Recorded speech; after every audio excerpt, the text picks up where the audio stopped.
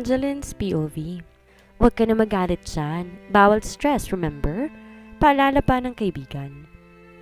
Nailing na tumuloy na lang ako sa loob ng bahay kubo. Isa pa, naisip ko na rin lumipat ng lugar. Sigurado ba kayo? Aalis na kayo? Malawak naman dito malapit pa sa trabaho. Ani Aling Glenda na ayaw kaming paalisin. Gusto po sana namin na subukan sa Valencia, Aling Glenda. Magalang kong bigkas. Aling Glenda naman, kung mamimiss mo ko, papasyalan kita rito. Sinadya na akma pang yayakapin ng ginang, ngunit umiwas ito. Ay, wag na. Ang akin lang ilang linggo pa lamang kayo rito. Pero kung ayaw niyong papigil at gusto niyong lisanin ng mansyon ko, hala, sige. Umalis na kayo. Minuwestra pa nito ang kamay. Nagkibit balikat ako at nagpasalamat na lang bago tuluyang pumara ng tricycle at umalis. Bukod sa delikadong lugar dahil nasa paligid lang sina Anton, mas mabuting humanap ng komportabling bahay para sa baby ko. Sure na to? May electric fan na sa taas at malit na refrigerator. Ipapahiram ko muna sa iyo para naman may magamit kayo. Sabi ng bago naming landlady. Napangiti kami rin Nadia at nagpasalamat. Sa pag-aayos namin ginugulang oras. Mabuti na rin nakalipat kami. Kahit papano nabawasan ang isipin ko na baka bigla na namang sumulpot si Andre sa kung saan. Bali ako muna magtatrabaho tapos bibilhan kita ng cellphone. Baka rin kailangan kong bumalik sa Maynila, Angeline. Don't worry, tatawagin kita lagi at pag may extra money at oras, papasyalan kita rito, promise. Tinaas pa ni Nadia ang kamay bilang pangako. Napanguso ko at nalungkot. Hindi ko naman siya mapipigilan. May sariling buhay din siya. Pero tinupad niya ang pangako niyang mananatili sa tabi ko pansamantala at magtatrabaho. Sa mga nakalipas na buwan, ito lagi ang bumibili ng pagkain sa labas, nagbabayad ng bills. Seryoso to sa sinabi niyang bedrest ako, kaya lang, paray naman ang morning sickness ko at sakit sa ulo. Normal pa ba yan, Angeline? Aniya matapos kong magsuka. Kumibit balikat ako at nagpunas ng bibig. Hindi ko rin alam. Babalik ako sa doktor mamaya para magpatingin. Ngunit natigil ako matapos maramdaman ang sakit sa puson ko. Sumisigid iyon hanggang sa likod ko at tila hindi na mapawi. Napangawi ako habang sinadya ay mabilis akong nilapitan. Ayos ka lang? Masakit-sakit ang puson ko Mahinang bigkas ko. Namilog ang mata nito at nataranta. Ha? Bakit? Sandali lang. Tatawag ako ng tricycle at dediretso na tayo sa ospital? Sigaw nito bago pa mawala. Nang hina ako napapikit at mahigpit na kumapit sa pader. Kapit ka lang, baby. Huwag mo munang iwan si mommy. 4 na buwan na lang naman. Please, hold on. Paulit-ulit ko yung binigkas. Namamawis ang noo ko at walang tigil sa panlalamig ang puso ko na hindi ko maintindihan si Nadia. Ang buong atensyon ko ay nasa kaligtasan lang ng baby ko. Kahit nang sa sasakyan ay hindi ako makausap. Kumalma lamang ako at nasa ospital na. Emergency room, OB-GYN. Dinig kong bigkas ng nurse matapos itong makausap si Nadia. Di na naman masundan ang nangyari matapos kong pumikit dahil sa sakit. Nagising na lang akong nahihilo pa at nasa isang hospital room na. She still needs to rest. I'll be back here later. Please watch her carefully. Yon ang narinig ko ilang yabag papaalis. Pagmulat ko ng mata, nag-aalalang mukha ni Nadia ang natanaw ko. Nangilid ang luha at maging kamay ng hawakan ng kamay ko. Ang baby ko. Nandito pa, di ba? Mahinang tanong ko. Nag-aalalang hysteria nito. Muntik nang makunan, Angeline. Akala ko hindi ka na masasagip pero huwag ka mag-alala. Safe kayo ng inaanak ko. Napangiti ako na maliit at dinantay ang nanghihina kong kamay sa aking tiyan. Ramdam ko rin ang pagpatak ng aking luha. Thank you, G. Thank you for saving my baby. Di ko mapigil ng sambit. Lubos ako nagpapasalamat at may buhay pa rin sa sinapupunan ko. Di ko man alam paano ito bubuhayin, desidido pa rin akong mabuhay ito. Ilang araw din ako nagtagal sa ospital, base na rin sa gusto ni doktora. Lagi rin akong binabalik-balikan ni doktora hanggang sa huling araw. Siya na lang hinihintay ko bago kami umalis ni Nadia. Tahimik akong umiinom ng tubig. Nang bigla ay tumunog ang doorknob. Humalimuyak doon ang pabango ni doktora kung kaya inihanda ko ng ngiti ko ngunit na binbin yun. Matapos mapansing may kasama siya. I'm really sorry, Mr. Andre. I cannot make an appointment right now. Pasensya na't ikaw pa talagang pumunta sa akin dito para sa lupang binibenta ko. Doon pa lang nagkatinginan na kami ni Nadia. Taranta siyang lumapit at umupo sa tabi ko. Binulungan akong tumalikod. It's okay, ma'am. I do really like your land. It's visible. That is probably the last one we will probably purchase. That's why I cannot miss a day. Boses yon ni Andre na nagpatigil sandali sa mundo ko. Mahigpit ko hinawakan ng bedsheet at nagyoko. Ang tagal na nang huling marinig ko ang boses niya at ganun pa rin yon. Swabe na may kalamigan. Unti-unti bumalik ang mga laala ko sa kumpanya, maging ang ilang pagsasalo namin sa kama. Doon ko lang napagtanto kung gaano ko kapeste para magpaubaya sa taong di naman ako kayang pakasalan. Pinagpapasalamat ko na hindi nasa bungad ang kama ko at bahagya pa tong tago sa pinto. This is my last patient. You can wait outside or you can wait here for a while, ani doktora. I'm willing to wait here, ma'am, bigkas ni Andre. Na makita ang doktora, pilit kong tinanaw ang likuran niya kung nandun pa nga ba si Andre. Nahagip ko ang suot niyang asul na long sleeve at ang buhok niyang bahagyang magulo. Tila kiniliti ang tiyan ko at bahagyang nasabik na makita siya, ngunit kinastigo ko ang sarili. Pilit pa akong umiti na maharap ang doktora. I can see that you're all well. Paalala ko lang na pag-uwi mo, pahinga ha? Mag-ingat ka rin palagi, lalo pang at risky ang sitwasyon mo.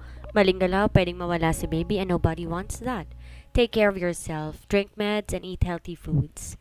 Ngumiti ito at tinapik ang balikat ko. Di ko alam paano magsasalita sa takot na marinig ni Andre ang boses ko at makilala. Abot-abot ang kaba ko, tayong tango lamang ang nagawa ko. Mabuti na lang sinalo ko ni Nadia sa paghingi ng pasalamat. Thank you, Doc. Babantayin ko po itong mabuti. Masiglang sambit ito bago hinayaang tumalikod ng doktora. Hihiga na sana ako na maayos kung di lang narinig muli ang boses ni Andre na nagtatanong sa doktora. Is it possible, Doc, na maaaring mabuntis ang babae pagkatapos sa ilang pagsasalo? Bigla nitong tanong. Nagkatinginan kami ni Nadia ang awang ang mga labi na nakinig. Ayoko mag-assume pero may naisip ako sa klase ng tanong niya. Bakit pa ba nito tinatanong? Definitely, Mr. Andre. Pagsasalo pa rin yun lalo na kung walang proteksyon na gamit. Malaki ang porsyentong mabuntis ng babae, lalo na kung regular menstruation siya. Nakagat ko ang labi at napapikit. Di makapaniwalang pinakikinggan si Andre sa tanong at sagot nito. Ano ba kasing umiikot sa isipan nito? Dinig ko ang buntong hininga nito na tila galing sa pag-iisip bago nagsalita. We did not use any protection. Sa kabilang banda. Ano? Lilipat na naman tayo? Excited ang reaksyon ni Nadia matapos ako nitong makita, nag-e-empake na ng gamit. Hindi na pwede rito, nasa paligid lang si Andre. Kagagaling mo lang, Angeline. Baka ma-hospital ka na naman dyan sa gusto mo. Pagkatapos sa isang buwan, pwede na tayong lumipat sa Buena Vista. Ngayon na. Hihintayin ko na lang na mahanap ako rito. Hihintayin ko pa na malaman niyang buntis ako. Sinilapan ko siya sandali bago muling nag-empake. Hindi ko hahayang masulyapan ni Andre ni dulo ng daliri ko. Dinig kong buntong hininga ni Nadia bago nagsimulang mag-empake. 5 lugar ang pwede nating lipatan, Angeline. Pangatlo na yun, nilipatan natin. 2 na lang natitira, please. Pumili ka ng magandang lokasyon para naman kahit paano hindi ka mapagod kalilipat. Litanya nito. Naintindihan ko naman na para din sa akin yun at alam kong ako lang ang iniisip nito. Promise, Nadia, huli na to. Pagkatapos ng 2 buwan, pwede ka nang bumalik sa Maynila? Tumigil siya at tinitigan ako. Hindi yan man yan ang gusto kong marinig, Angeline. Kahit aalis ako, babalikan pa rin kita kahit nanganak ka na. Hindi naman kita po pwedeng pabayaan eh. Ikaw na lang nga lang din ang pamilya ko. Nilingon ko siya at kahit naluluha, ayaw na ng tuluyang umiyak. Bakit naman hindi ka nagkaka-love life dahil sa akin? Kaya ko naman ang sarili ko eh. Basta, dito lang muna ako sa tabi mo. Nagkasundo kami sa ganun.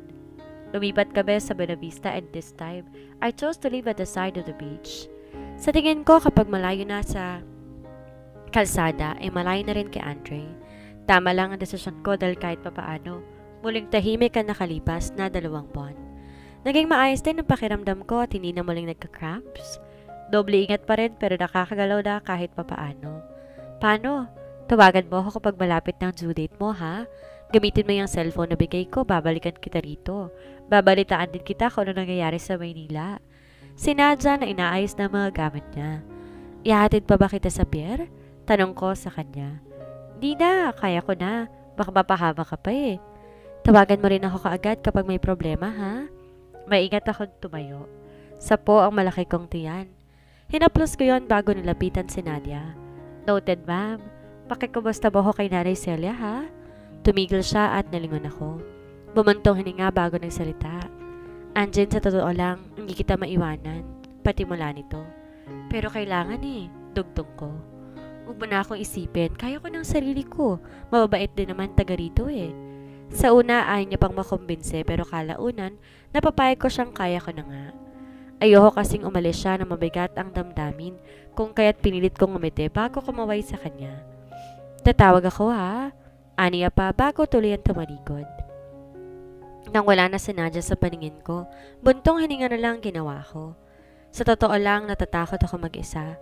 Hindi ko lang maamin pero alam kong kailangan kong maging matatag.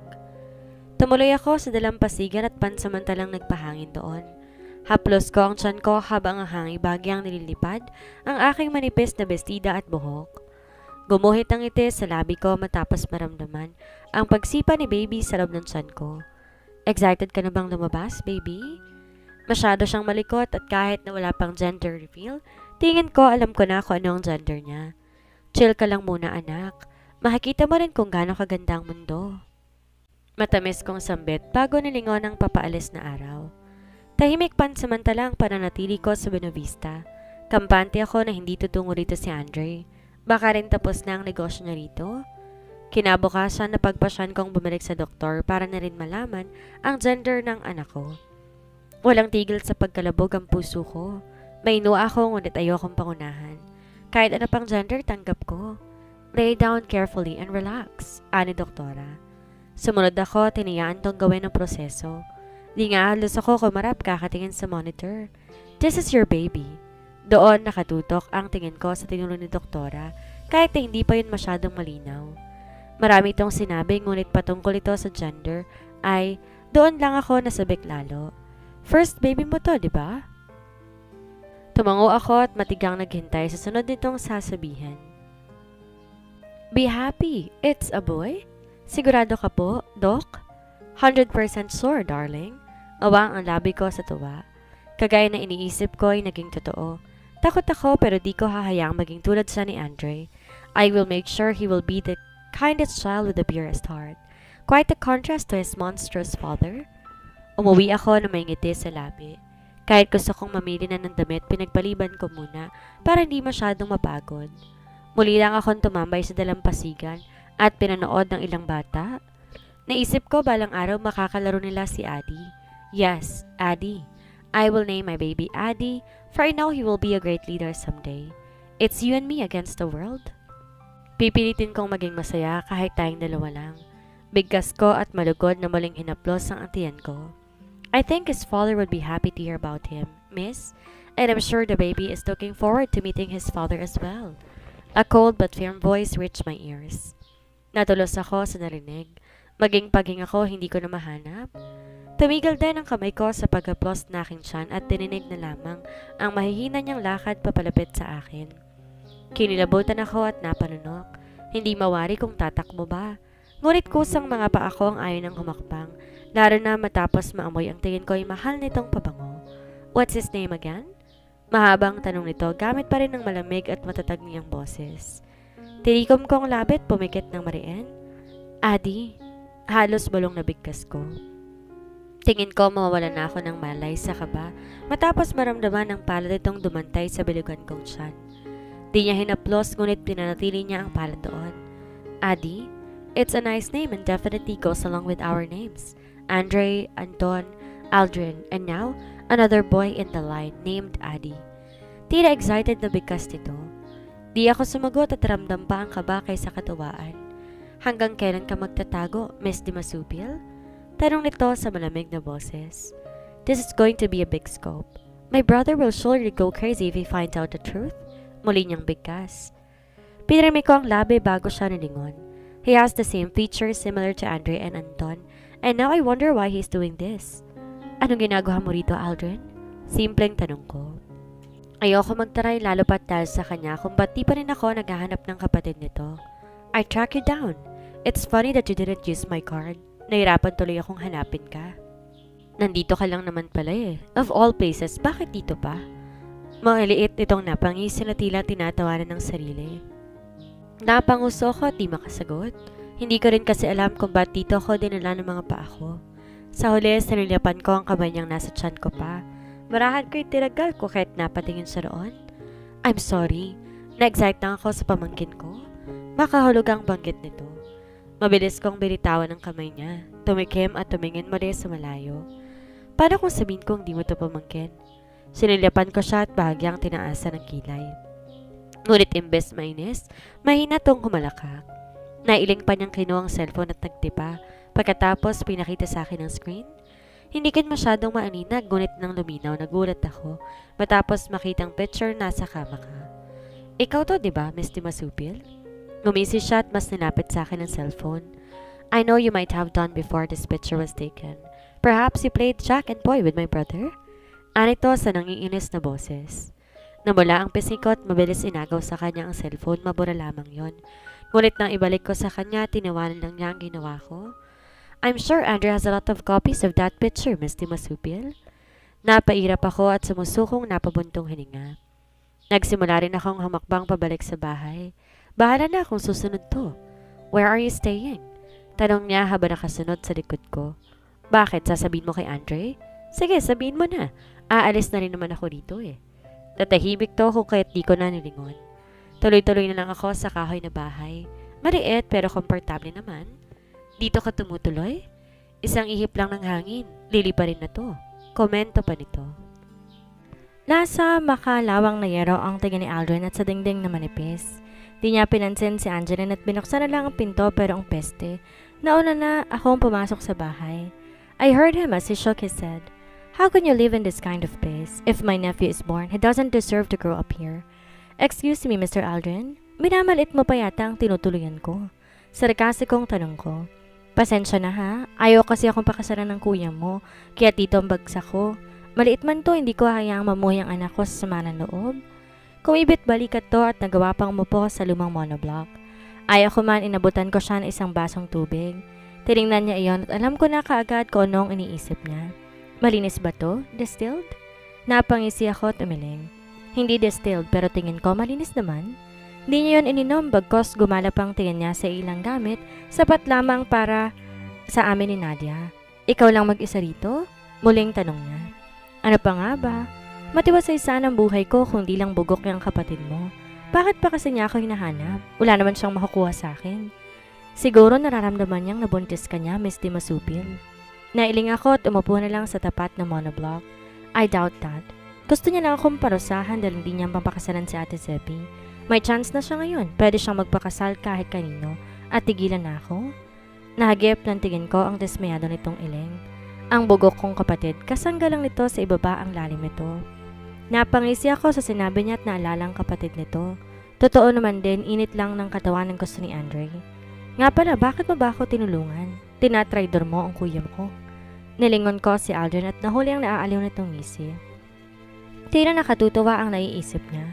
At duda ako kung magugustuhan ko ba yon. Let's just say I love this game. Hide and seek, huh? Let my brother go crazy trying to find you. Anyway, are you available tomorrow? Let's shop. Yon ang huling sinabi nito bago siya umalis. Hindi ako tumango sa offer niya. Agad kong tinawagan si Nadia para ibalita yon. Tumilito sa kabilang linya at tingin ko, nangingisay pa sa kilig. Ano nakakakilig? Sarkasikong tanong ko na ikinatigil nito. Wala magandang nangyayari, Nadia. Ibig lang sabihin, mas madali ako mahanap ni Andre. Sira? Ibig sabihin niyan, pinag-aagawan ka ng dalawang Montero? Ay, mali mo pati si Anton at yung matandang Montero, gusto ka? Humalakak siya na kinairita ko. Magtigil ka nga, Nadia. Kilabutan ka nga sa sinasabi mo. Tatay nga ng anak ko, ayaw ko, tas irereto mo pa silang lahat. Pare-pareho lang naman ugali nila. Umismid ako, tumagilid ng higa sa papag. Nega ka, girl. Mali mo naman, ma-fall sa'yo si Aldrin. Win-win na rin yun. Kunwari na lang siya ang tatay ng anak mo. Humagikik siya na ikinailong ko. Kung pwede ko lang siyang sabunutan, ginawa ko na. Nakakairita ang hagikik niya at mga panunokso. Baka nga kasi hindi ka para kay Andre. Baka para ka talaga kay Aldrin. Pilit pa nito. Bahala ka mag-isip ng ganyan. Di ko na iniisip yung love life na yan. Huling sambit ko bago siya binabaan ng cellphone. Di ko na muna iniisip ang pag-ibig ngayon. Duda rin ako kung may tatanggap pa bang lalaki sa akin kapag nalamang may anak na ako. Aminin man natin o hindi, ilan na lang ang lalaking tatanggapin ka ng buo, kahit pa may extra baggage ka. Napabuntong hininga ako at pilit pumikit. Ano mang kahaharapin, alam kong dapat maging handa ako. Basta goal ko ngayon, hindi mahanap ni Andre. Sa kabilang banda. Kinabukasan, naniningkit na tingin ang binigay ko kay Aldrin matapos ko itong madatnan. Prenting nakasandal sa hamba ng pintuan ko. Ano na naman, hindi ako sasama. Matatag kong bigkas at balak isara ang pinto, ngunit agad tong nakatuloy sa loob ng at simpatikong humisi. What is wrong with pampering my future nephew? Baka nga kung si Kuya Andre ang nandito, buong mall ang bibilhin nun para sa anak niya, Miss Di Masupil. Pinirami ko ang labi at tinaasan siya ng kilay. Ayon ng kapatid mo sa bata. Di siya mahilig sa baby kaya pwede ba?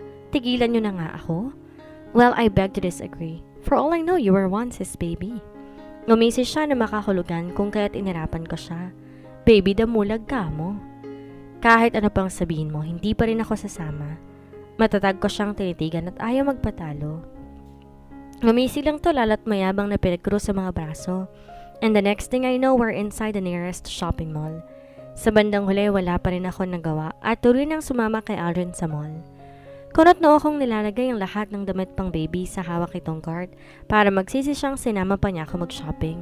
Sige lang, kunin mo lang lahat ng gamit, Miss Di Masupil. I think you should also buy a maternity dress. Sinulyapan niya ang suot kong dress na medyo masikip na dahil na rin sa laki ng tiyan ko. Mauubos lang yung pera mo kaya't kung ako sa'yo, ibalik mo na ako sa dagat. Kumibit balikat si Aldrin at ito pa mismo naglagay ng ilang feeding bottle at maging baby clothes sa cart. Ang dami niyan. Di niya naman lahat masusuot yan eh.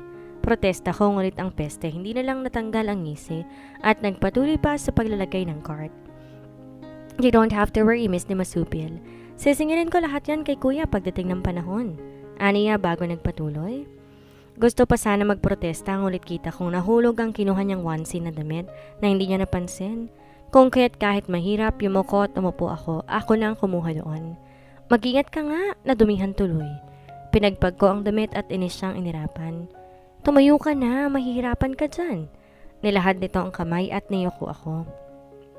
Handa ako na sanang kunin yon, kung di lang nawala sa akin ang tingin ni Aldrin at sa tingin ko, nakakita ng kakilala. Aldrin, what are you doing here? Malamig at may otoridad ang boses na iyon na kinalaki ng mata ko. Dahil alam ko kung kanino yon. Imbes tumayo, siniksik ko ang sarili ko sa mga damit.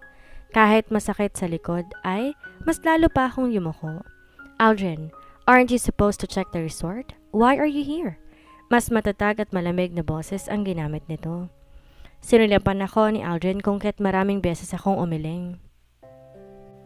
Tumikim ito bago muling tinignan si Andre. I'm shopping with my girlfriend? Di siguradong sagot nito kay Andre. Hindi ko man nakakita si Aldrin ay sigurado ko nagsalubong na ang kilay ko. You just arrived here and you already have a girlfriend? Pagdududa ng isa kung kaya't nakagat kong labi at kinurot ang binti ni Aldrin. Mahida itong umuwi bago nalayo ang paa. Well, girls cannot resist me, bro. Mayabang nitong sagot. Really, huh? What's her name? Let me see her. Ani Andre na nagpakabog sa puso ko. Wala sa loob na kumapit ako sa binti ni Aldrin dahil sa kaba. Why don't we eat lunch together with your girlfriend? Don't worry, my treat.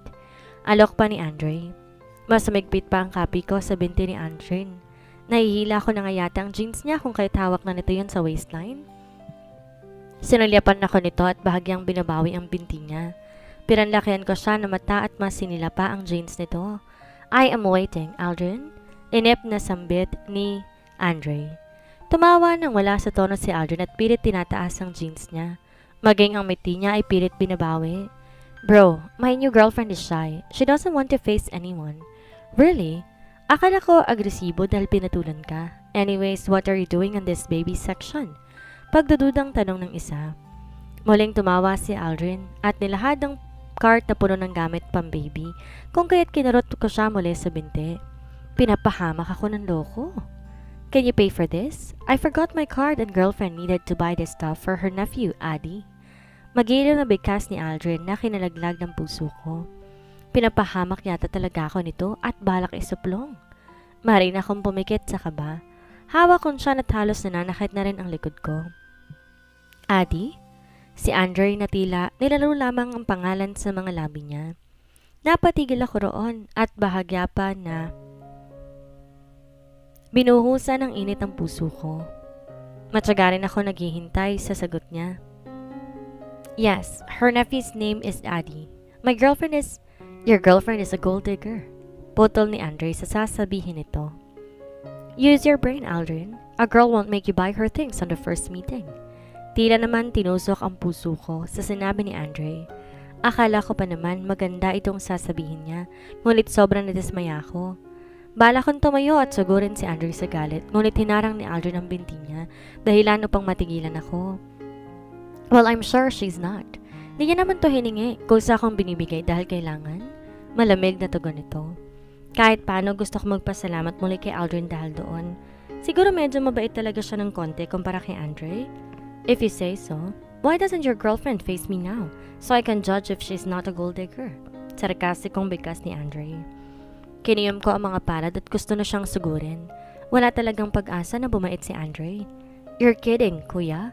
Do you still expect the girl to face you after you judge her? Well, she has decided now to not meet my family members. Insultong sagot din ni Aldrin kung kaya hinawakan ko siya sa binti. Gusto ko siyang pigilan kahit nasaktan ako sa sinabi ni Andre. Ayoko silang mag-away magkapatid. Fine, keep your girlfriend to yourself. Madiing sagot nito bago ko marinig ang hakbang niya papalayo. Bro, I don't have cards. Pay for this. Muling tawag ni Aldrin sa kuya niya kung kaya't hinampas ko na mahina ang binti niya. Baliw ka ba? Bakit mo pala tinawag? Wala ka man lang perang yabang mo pang dalhin ako dito? Shh! Keep quiet. He's coming back here. Umirap ako at nanatiling nakaupo at nagtago. Narinig ko pang pagbalik ng mga hakbang nito. Here, utang mo to, Aldrin. Madiin mo rin itong bigkas. Nakita ko pang labag sa loob na pag-abot nito ng black card kay Aldrin bago maling umalis. Thanks, balik ko next year. Napailing ako at na masigurong wala na si Andre, maingat akong tumayo. Nahuli ko pa nakangisi si Aldrin at tinaas ang hawak ng card kung kaya inismeran ko siya. See? My brother will pay for his son's expenses. Ngumisi ito muli at dinala ang card sa cashier. Nahiling na sumunod na lang ako dito sa cashier. Nabigla ako matapos makita ang bill. Sa dami ba naman at mahal, hindi na ako nagulat na halos umabot yun ng 6 digits. Matapos doon, nagaya pa nga ito na kumain. At pilit ko namang tinatanggihan. Kinakabahan ako na bigla na naman lumitaw si Andre kung saan. Nag-take out na lang si Aldrin bago ko ihatid pabalik sa bahay. Salamat. Ang dami niya natuda ako kung gagamitin niyan lahat ni Addie. Tinuro ko ang paper bag na hawak niya na kanyang mahinang kinatawa. No worries. Bayad naman to lahat ni kuya. Kumibit balikat to bago nilagay sa loob ang mga paper bag at nilapag sa papag. Ako na may binitawan ng tinake out na pagkain sa malit na lamesa. It is already late afternoon. I'll go now, Mr. Masupil. If you need anything, call me. Tumango ako, tinatid siya sa pinto pero tumigil siya at nilahad ang palad na hindi ko naman maintindihan. Can I have my black card back now? Sa tingin ko, hindi mo na yung nakakailanganin at gagamitin. Nakakaintindi akong tumango muli at bumalik sa loob. Hinanap ko pa sa mga gamit ko ang card niya. Na makita'y agad ko yung binalik, ngunit umawang ang labi ko na makitang nilapag niya rin sa palad ko ang black card ni Andre. Use that up to your heart's content, Mr. Masupil. You deserve that card. My nephew deserves it. Huwag mong pansinin ang kapatid ko. Abala siya sa paghanap sa'yo at bihira niyang tingnan ng mga gastusin niya. Alam niyang ako nagsasayang ng pera niya. Kumindat to at gumisi bago kumaway at patakbong umalis. Aldrin! Inis kong sigaw para tumigil ito ngunit di niya ginawa. Sa huli, naiwan akong awang ang labi at nakatitig sa black card ni Andre. Napirmi ko ang labi at kiniyom ang palad ko. Hindi pa ako nababaliw para gamitin yon. Ayokong balang araw malaman niya at basta na lang singilin sa akin ang mga nagastos ko. Nainis kong tinaas ang kamay at balak itapon yon, ngunit pinigilan ko ang sarili. Nagmarcha ako papasok ng bahay at siniksik sa mga gamit ko ang black card na yon. Kinuha ko rin ang cellphone at agad tinawagan si Nadia para magkwento ng saloobin. Nakakalahati pa lang ng kwento ko, panay ng sigaw nito. Bruha, gold digger ka pala, no? Humalakhak siya na kinakunot ng noo ko. Paglabas ng inaanak ko, iparanso mo agad sa ama niya.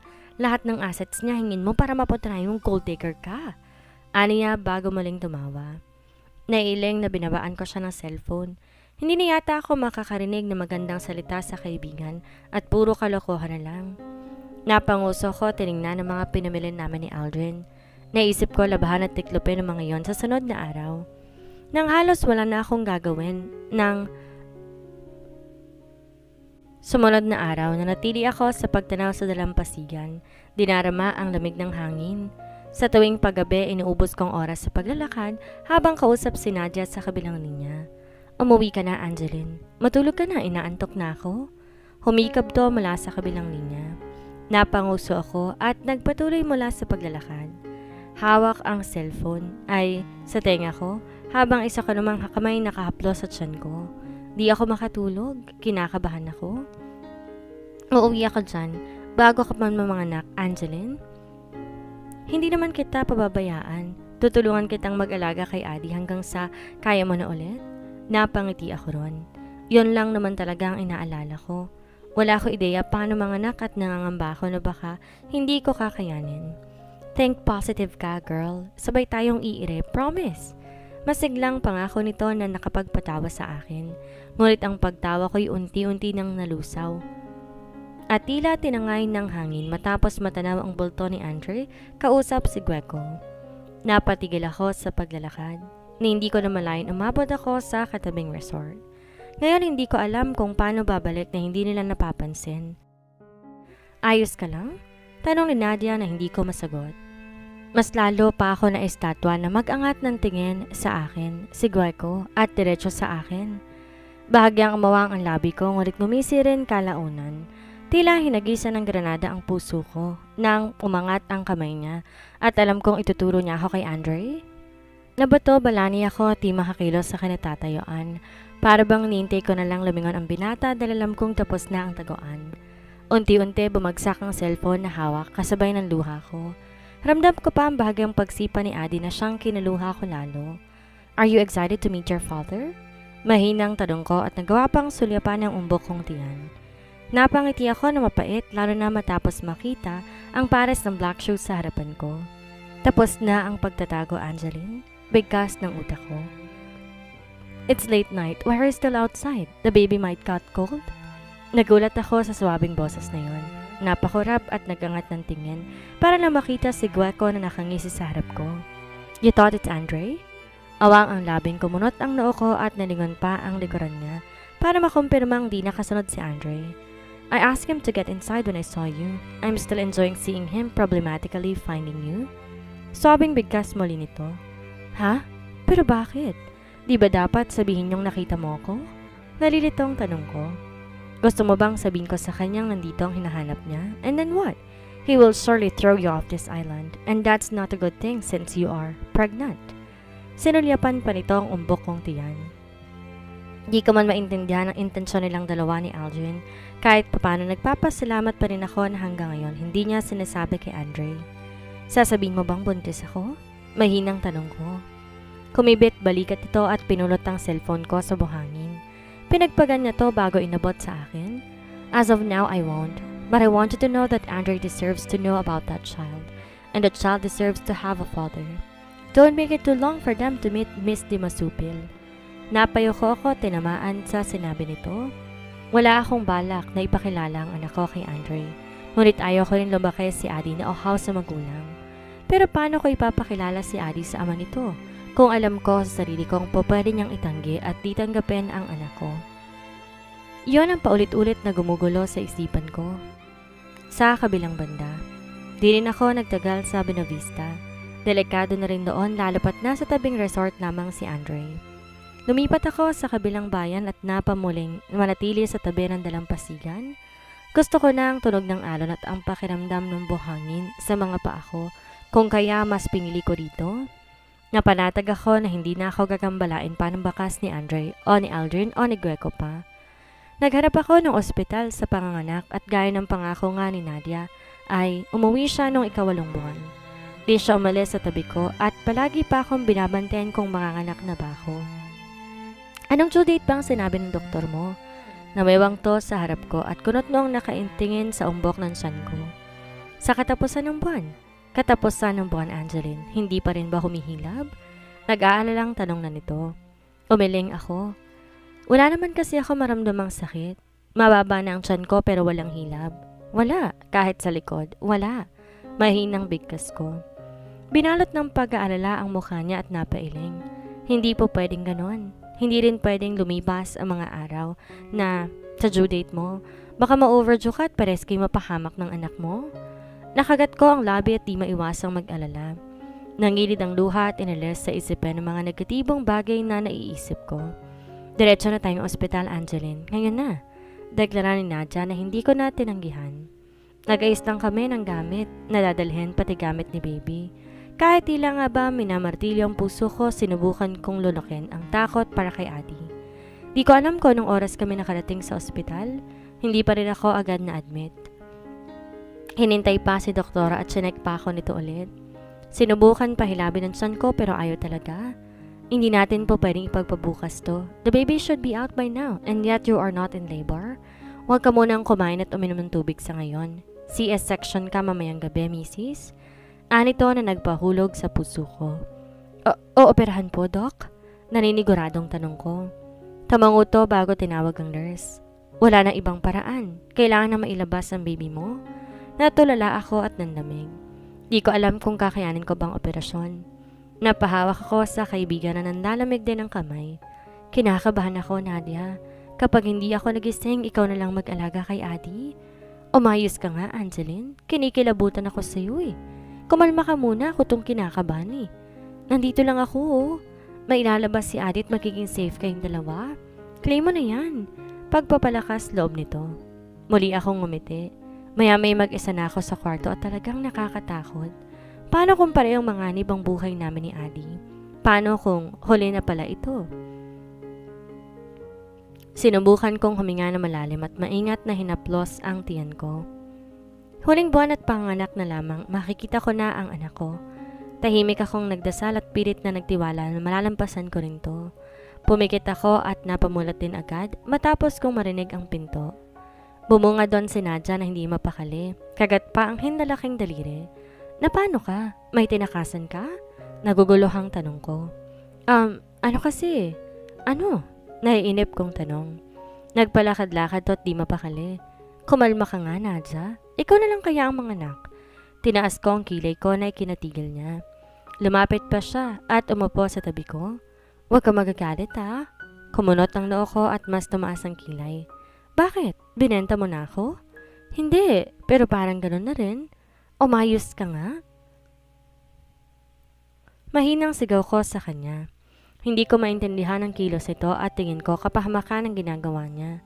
Huminga siya na malalim at agad na hinawakan ang kamay ko. I am sorry, Angeline. Mauna pa yata ako mawawalan ng malay sa'yo kaya tinawagan ko si Aldrin at tiniling na sabihin kay Andre na manganganak ka na. Tuloy-tuloy na bigkas nito. Gusto kong magalit kay Nadia dahil sa ginawa nito. Ngunit bumalik ang nurse para sabing isasalang na ako. Sa huli, mariin ko siyang tiningnan. Kagat ang kamay at bakas sa mukha nito ang pagsisisi. Huminga ako na malalim at pinagpasa Diyos na lamang kaligtasan namin mag-ina. Pilit kong kinakalma ang puso sa durasyon noon kahit pag gusto kong magwala. Hindi ko nga alam paano natapos o kung narinig ko bang umiyak si Adi. Ang alam ko lang gusto kong tumayo, bumalik sa kaninang kwarto at magpahinga. Di ko nga sigurado kung natulog ba ako basta't ang alam ko lang. Nalingat ako sa boses ni Nadia at isa pang boses ng lalaki. Is she alright? Di ko sigurado, siguro. Sandali nga, paano ba hawakan yung baby? I don't know, I've never held a baby my whole life. We will call the nurse. Sira, mga istorbo ka pa ng iba? Of course! Hindi pwedeng hindi tayo mag-iingat sa paghawak kay Adi. That's my nephew we're talking about, the heir of our empire, and my brother's firstborn. Lahat tayo mawawala sa mundo pag pinabayaan natin si Adi. Not just to Andre.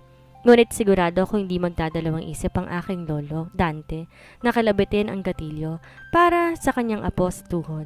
Tuloy-tuloy na sabi nito. Mahinang angin lang mula kay Nadia ang narinig ko bago mga yabag na papaalis. Cute little baby, you are a Montero? Wear that name, Adi Montero. Yon ang mga narinig ko mula kay Aldrin. Kahit gusto kong matuwa na tanggap niyang anak ko, ayoko pa rin mapunta to sa kanila. My baby may deserve all the luxuries, but he doesn't deserve to be neglected. Kaya't kahit tanggap siya ni Aldrin, hindi pa rin ako papayag. Depende na lang kung tatanggapin siya ng ibang miyembro ng pamilya nila. Gusto kong silipin si Adi o tingnan man lamang sa mukha. Gusto ko tong hawakan at mas lalo nang marinig ang mahinang iyak na tila musika sa aking tenga. Ilang murang narinig ko kay Aldrin dahil sa pag-iyak ng anak ko. Sinilyapan ako nito at alam kong alam niyang gising ako. Your friend is taking too long. Mahinang inis pang reklamo nito. Where did you get that friend? She has no class? Di maiwasang komento nito habang kunot noong napatingin kay Adi. Class ka dyan. Peste ka, tumabi ka nga. Bungad ni Nadia na may kasamang nurse. Mahina pa nitong tinulak si Aldrin at hinayaan ng nurse na buhatin ng anak ko. Hinayaan kong sila muna mag-alaga kay Adi. Ngunit nang nakakaupo na ako, pilit kong binuhat si Adi sa tulong na rin ng nurse. Nagpasalamat ako ito bago hinayaang umalis at maiwan kami ni Nadia. Mariin kong tinitigan ang natutulog kong anak.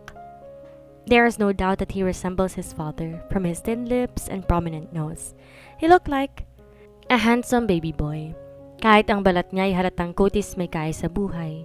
Pinakatitigan ko to habang tulog at hinahanap kung ano bang nakuha sa akin. Ngunit bumagsak ang balikat ko matapos makitang wala. Hiling ko na lang na sana mata ko ang makuha niya. Marahan ko hinaplos ang pisngi niya. Maingat ko siyang binuhat sa bisig ko. This is the first time I carried him. Nakailang beses yata ako nagpractice sa unan para nang makuha ang tamang pagbuhat. Ang gwapo, no? Habulin din niya ng babae, sigurado. Ani Nadia bago nito ipitin pataas ang buhok ko. Maraming paiiyaking babae yan. Dagdag pa nito. Umiling ako at barang hinela si Adi matapos itong mahinang umingit. Hindi ko hahayaan yan. Babae rin ako at hindi deserve ng mga kababaihan na umiyak. Mapipigilan mo ba naman yun? Tandaan mo, Montero ang nananalitay na dugo dyan sa baby mo. Pustahan tayo. Mana sa ama yan. Mukha pa lang kamukha na ni Andre. Sana pati nga mga mata niya. Mga mata ko ang makukuha niya. Hindi sa buhok niyang tatay. Maliit akong napangiti nang pumasok na sa imahinasyon ko nakakulay na mata ko ang mga mata ni Adi. Mukha siyang lalaking may malambing na mata kapag ganoon. Oo nga pala, tingnan mo nga kung okay yung birth certificate ni Adi. Mula sa gilid ay hinanap ko ito. Check ko lang tapos tawagan mo ako sa cellphone kapag kailangan mo na ako dito ha. Kaya ko na to, Nadia. Sige na, para makalabas na rin tayo. Baka lumaki pa yung bill natin dito eh. Ayos lang yan. May banker tayo. Nagtaas baba pa ang kilay nito bago umalis. Nangunot naman ang noo ko sa sinabi niya. Ngunit matapos makitang pumasok si Aldrin sa kwarto ay napagtanto ko. Baka siya na magbabayad sa bill. Aldrin, di mo naman kailangan bayaran pa ang bill dito. Who says I am the one who will pay the bill? Not me, Miss Dimasupil. Ngumisi to bago sinilip si Adi sa mga bisig ko. What? Sino magbabayad? Si Nadia? Naguguluhang tanong ko. Of course not. Ang kaibigan mong yan walang anumang bagay maliban sa kanyang bibig na nagsasalita na masama. Kung ganoon, sino? Alangan namang si Daddy. Daddy of Adi, of course. My brother Andre will pay for the bill. Putol nito sa mga sasabihin ko pa. Ha? Huwag mo sabing sinabi mo sa kapatid mo. Aldrin naman. Paano na lang kung basta na lang kunin ni Andre ang anak ko? Malamang hindi ako isasama at baka ipatapon pa ako sa malayo. Aldrin, please naman. Hayaan mo muna na makasama kong anak ko at huwag mo naman basta na lang ipaalam sa kuya mo. Pakiusap ko pa sa kanya. I cannot keep it for long, Miss Dimasupil. Sabihin ko man o hindi, malalaman pa rin ni kuya. Paano hindi niya malalaman? Sinabi mo na nga. Pinabayad mo pang bill sa kanya eh. Yun palang ilalagay niya na sa utang ko. Nagtataka ako ng kagatin nito ang labi sa pigil na magtawa. Do you really think I'll tell him now? Hindi. You have his black card, use it. Waste his money, it's all okay. Let him think I was wasting his money. Mongkahi nito. Ayoko. Matatag kong bigkas. Di ko gagawin yun dahil alam ko balang araw isusumbat yun ng kapatid mo. Baka mamaya doblehin pang singil. Think practically, Miss Dimasupil. This will help you a lot. Di ka makapagtrabaho ng ilang buwan o isang taon pagkatapos dito. Sapat ba ang pera mo? Hindi, right? Think smartly. You can use his money and if you're guilty, you can pay him when you find a source of income. Inisip ko mabuti ang mga sinabi ni Aldrin. May punto, pero nagdadalawang isip pa rin ako. Pag-iisipan ko, ayokong bandang huli isumbat niyang lahat sa akin. Humagalpak to ng tawa bago umupo dito sa hospital bed. He will not, unless I tell him the truth. Tuliro pa yun sa paghanap sa'yo. Kala ko ba ikakasal na? Ano pa ba ang hahabulin niya sa akin? Dudang tanong ko. He lost interest to your sister Zebby, and he will surely not going to marry your sister Sam. I'm sure he cannot get over you. However, sooner or later, he still needs to marry someone from the candidates.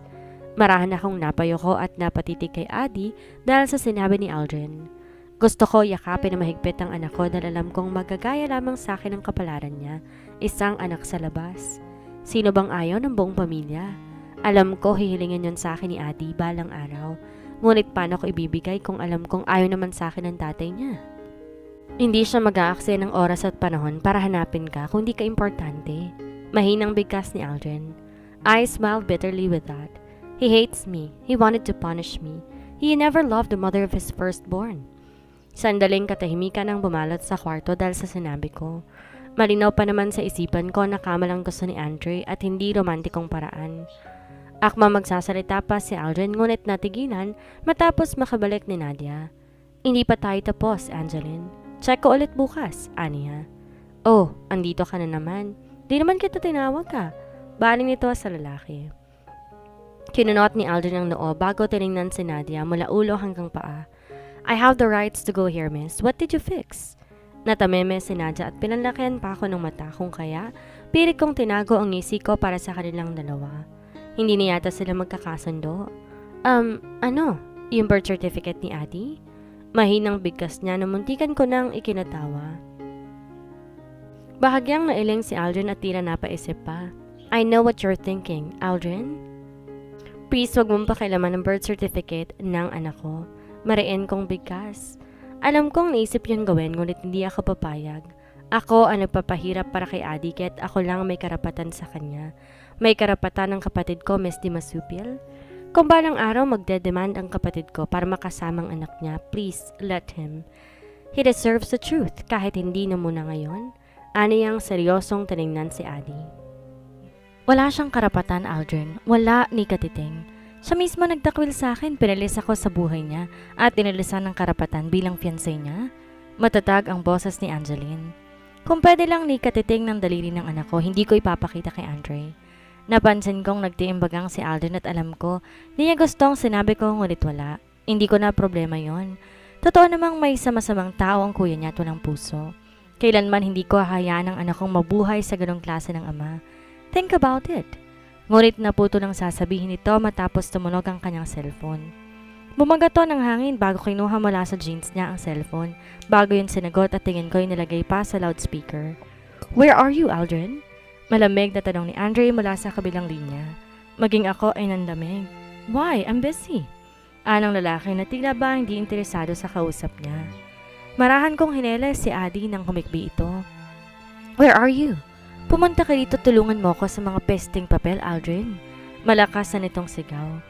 Mula sa kabilang linya, tuluyan na ring umiyak si Adi nang malakas siyang kinalaki ng mata na ng tatlo. Nataranta ako, di makatayo, di alam kung paano to patitigilin.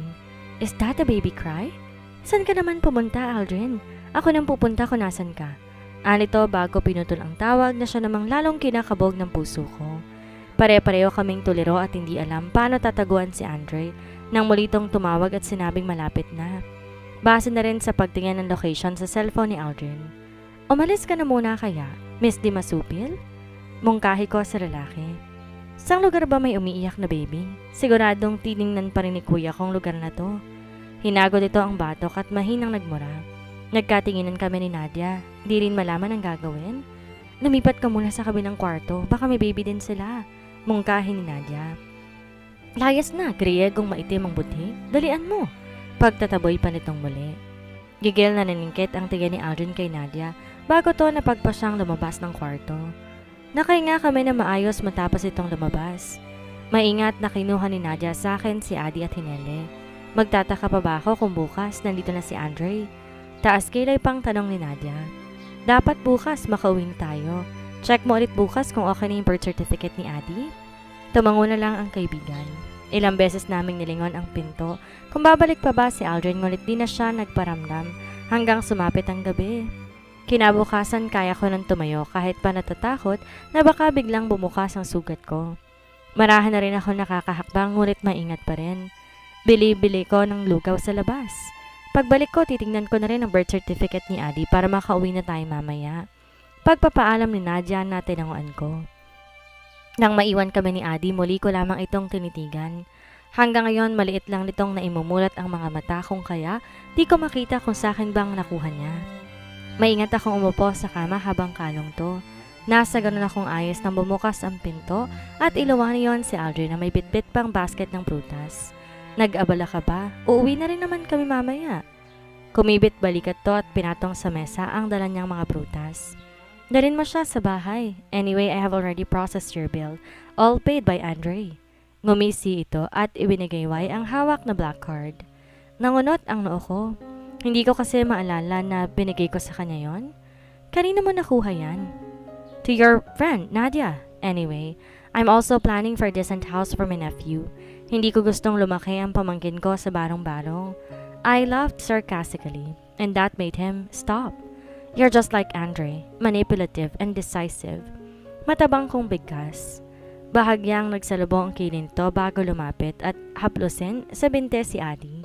I think that it's much better than dragging you back to Manila. Di siguradong bigkas nito. Agad akong umirap. Wala nga talagang pinagkaiba sa kapatid niya. Kailan ba kayo babalik ng Manila? Masyado na kayong nagtatagal dito. Di ko maiwasang sambit. We are still checking the land and renovating the resort. But don't worry, hilahin ko pabalik sa Maynila si Andre bukas. Pero hindi ko hawak kung kailan siya babalik dito. You know, he decides on his own. Pwede na yun, ang importante. Malayo ko sa stress kahit papaano. I want a peaceful life with Adi for the meantime. But alam ko kung anong sasabihin mo. Alam ko may karapatan si Andre pero hindi pa ako handa. Kailanman hindi ako magiging handa. Natahimik to sa sinabi ko at alam ko labag yon sa loob nito. Kita ko pa ang bahagyang pag-igting ng panga niya at di na ako nagsalita. Ayoko naman na magalit pa to. Marami na rin na itutulong niya at hindi naman ako ganun kasama para lang baliwalain ang mga yon. Ngunit ang katahimikan sa pagitan namin ni Aldrin ay nawala matapos tumuloy si Nadia habang humahangos at bahagya pa ngang sumisigaw. Angeline, iba! Umayos ka nga muna, Nadia. Ano ibang sinasabi mo dyan? Naguguluhang tanong ko. Huminga to ng malalim. Kasi naman, hindi itong apelidong nilagay ko sa papel pero ibang nilagay sa birth certificate ni Andy. Ha? Ano? Di kita maintindihan. Binitawan ito ang dalang plastic. Lumapit sa akin at inayos ang hawak na papel. Tingnan mong mabuti, Angeline. Hindi ko alam paano to aayusin. Nilahad niya sa harap ko ang papel at tinuro ang apelidong sinasabi niya.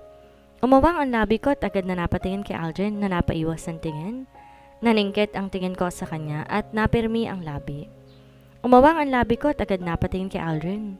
Bahala ko siyang pagalitan at sigawan, ngunit nauna pa si Nadia sa akin. Ikaw Griegong maitim mong buti, anong ginawa mo? Marahan pa nitong sintok sa braso si Aldrin. Well, Adi deserves our surname. I don't care, Aldrin. Bakit mo pinalitan?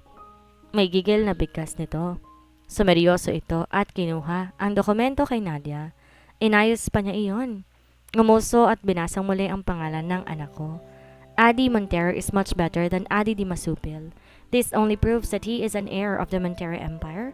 You want it or not, he's still Andre's firstborn. At di ko hayaan ng ibang tawagin ng pamangkin ko na bastardo. Sa kabilang banda. With their connection, everything is possible. Ang sama ng loob ko na wala akong magawa para baguhin yon. Di ako mayaman para kalabanin sila. Wala akong kapangyarihan kahit para man lang makalaban ng patas sa kanila. Ikaw ang nanay, ikaw magpapalaki, Angeline. Ano ngayon kung mayaman sila? Kapag ikaw ang pinili ng anak mo, sa'yo pa rin ang huling halakhak. Yon ang sabi sa akin ni Nadia nang makauwi kami. Nag-aayos to ng gamit. Dahil gaya nga na sabi ni Aldrin, lilipat na kami ng bahay. Ayokong dumating sa punto na kailangan pang mamili ng anak ko. Nadia? Nangunot ang noo nito bago ko nilingon. So magpaparaya ka na lang basta? Hindi. Hindi niya kailangan mamili dahil ako lang ang choice. Ako lang ang magulang ng anak ko. That's my girl. Sigaw nito at nagtaas pa ng kamay. Napailing ako at mahinang napatawa.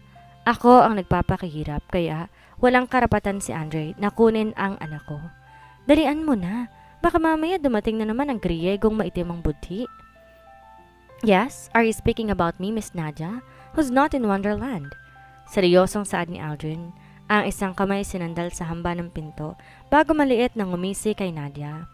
Natahimik ang kaibigan ko at marahas na binuhat ang bag at nagmarcha papalabas ng bahay. Pagkatalikod niya ay nagkatawanan kami ni Aldrin. Your friend is fearless. Wala sa loob ng mungkahi nito. Baka sa huli kayo palang dalawa ha? Tukso ko dito. Umasim ang mukha niya at agad na nailing. No way, Miss Di Masupil. Mas gugustuhin ko pang pumanaw kaysa makipagkasunduan sa babaeng tigre na yon. Kumibat balikat ako sa sinabi niya bago maingat na tumayo. Siya na nagdala ng iba pang gamit. Dumiretso kami sa sasakyan niya. Magkakatabi pa kami ni Nadia sa backseat dahil ayaw niya sa passenger seat.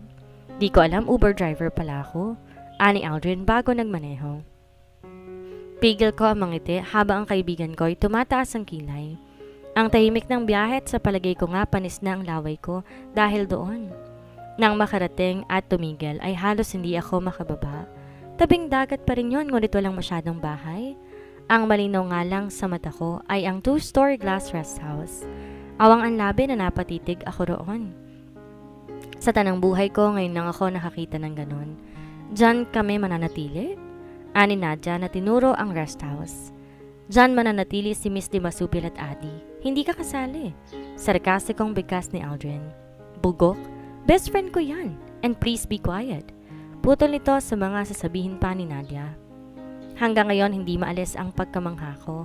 Ang bawat muebles o gamit sa loob naglalaro sa kulay berde, malamig sa mata at nakaka-refresh. Sigurado kang dito kami mananatili? Tanong nito sa lalaki. Binaba nito ang gamit at nagpagpag ng kamay. Namewang at gumisin ng maliit. Yes, Adi deserves this. Pero sobra-sobra na ang tulong mo sa amin. Kaya ko naman magtiyaga sa maliit na bahay lang at di sa ganito.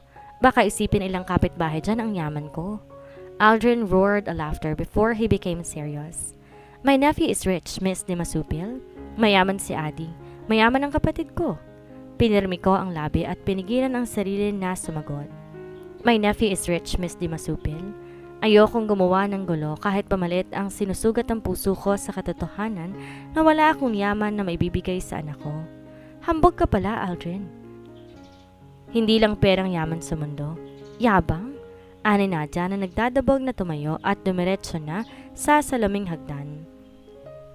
Hindi ako mayabang. Nagsasabi lang ako ng totoo. Sagot naman ni Aldrin. Masama ang loob ko at gusto na lang tumakbo paalis sa bahay. Huminga ako na malalim at tahimik na umupo sa malambot na kama. Bukas, dilipat kami ng bahay. You can't, Miss Di Masupil. Mahihirapan akong hagilapin ka. Baka kusal mo dalhin si Adi. Matalim ko siyang tiningnan. Wala talaga siyang pinagkaiba kay Andre bukod sa kokonting concern niya sa anak ko. Hindi ko yata kaya matulog dito, Aldrin. Ayokong isipin na balang araw, sisingilin mo rin sa akin to. Ayokong lumaki ang utang ko sa pamilya ninyo. Malamig kong tugon. Muli itong humalakak na kinakunot ng noo ko. Pakiramdam ko tuloy pinaglaruan lang nila ang buhay ko. Hindi mo kailangan mag-alala, libre lahat ng to. Para kay Adi lahat ng to, Miss Di Masupil. Kahit na, putol ko rito. Hindi ko nga alam kung kanino tong bahay. Baka mamaya mahal ang renta dito. Muli itong natawa na mahina bago nagsalita. Libre ang bahay na to, let's just say that this house belongs to Adi. May kayabangang bigkas nito na kinakunot ng noo ko. What do you mean? Paanong kay Adi to? Pinaglololoko mo na naman ba ako? Inis kong tanong. Maliit siyang umiling bago nilibot ng tingin ng bahay. Let's just say that Kuya Andre bought this land and built this house. Ano? Kay Andre ang bahay na to? Agad akong napatayo. Bumilis ang tibok ng puso at matalim siyang tiningnan. How dare you bring me to his house? Imbes maalarmang lalaki, kampante lang tong kumibit balikat. It's okay, Miss Di Masupil. Mas komportable namang manatili dito kaysa sa barong-barong. Huwag mong isipin, si Kuya, matutuwain kapag nalaman niyang sa bahay niya naman pala nananatili ang anak niya. Naningkit ang mata ko at desmayadong nailing. Sa kabilang banda, aalis kami, Aldrin? Don't. Kung inaalala mo ko si Kuya, he will not go here. He's busy. Di ko alam ngunit sumilay ang mapait ng ngiti sa labi ko. I know, he's busy finding a fiancé. Yeah, his runaway fiancé. Dugtong nito na kinatigil ko matapos mag-sig-id sa akin ang sinabi niya. Bakit ako ang tinutukoy niya? Kasalanan niya kung bakit ako tumakbo palayo. Silly, I was just kidding. Mahina pa tong tumawa bago sumiryosong mukha. Please don't go anywhere, Miss Dimasupin. Yon ang pakiusap sa akin ni Aldrin bago niya kami iniwan sa bahay. Ngayon hindi ko alam kung mananatili pa ba ako sa rest house o tatakas na. Dito na lang tayo, Angeline. Nakakapagod ding magpalipat-lipat. Si Nadja na isinandal ang likod sa malambot na sofa. Paano naman kung biglang lumitaw si Andre dito? Nag-aalala lang tanong ko. Napaahon si Nadja mula sa sofa at pagod akong tinignan. Huwag mo nga isipin yan, Angeline. Busy nga raw yun eh. Busy, okay? Busy. Pagpapaintindi nito. Wala akong magawa at nag-aalala na lamang na pinagmasdan ng anak ko. Di ko rin kasi maintindihan ang sarili kung bakit tila kumikirot ang puso ko sa kaisipang magpapakasal na si Andre sa iba. Kinagabihan, sinubukan kong sariling wag na nga lamang isipin yon. Ngunit naninikip talaga ang puso ko kapag napapasulyap kay Adi at naiisip na tatanda siyang tulad ko. Hindi buo ang pamilya. Kahit alangan, hindi ko napilit si Nadja na lumipat pa ng bahay. Nanatili pa to ilang buwan sa bahay hanggang sa kaya ko nang alagaan si Adi mag-isa. Kapag bumalik ako ng Maynila, huwag kang aalis dito ha. Baka mamaya hindi ko na naman alam saan ka hahagilapin. Sermon ng kaibigan habang nag-iempake ng gamit na dadali nito pabalik sa Maynila. Gumisi ako at marahang nilagay sa kama si Adi. Tatawagan naman kita kapag lumipat na ako. Subukan mo lang, Angeline. Lagot ka sa akin. Banta nito. Mahina akong tumawa at gumisi. Hindi mo ako mapipigilan. Nalukot ang mukha nito at sumimangot na ikinahalak ako. Sasakalin ko yata tong mama mo, Adi. Pagkausap nito sa bata na kumawag-kawag lang ang mga kamay.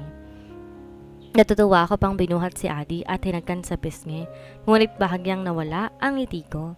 Matapos matamaan ang sinag ng araw na mula sa bintana ang mga mata nito.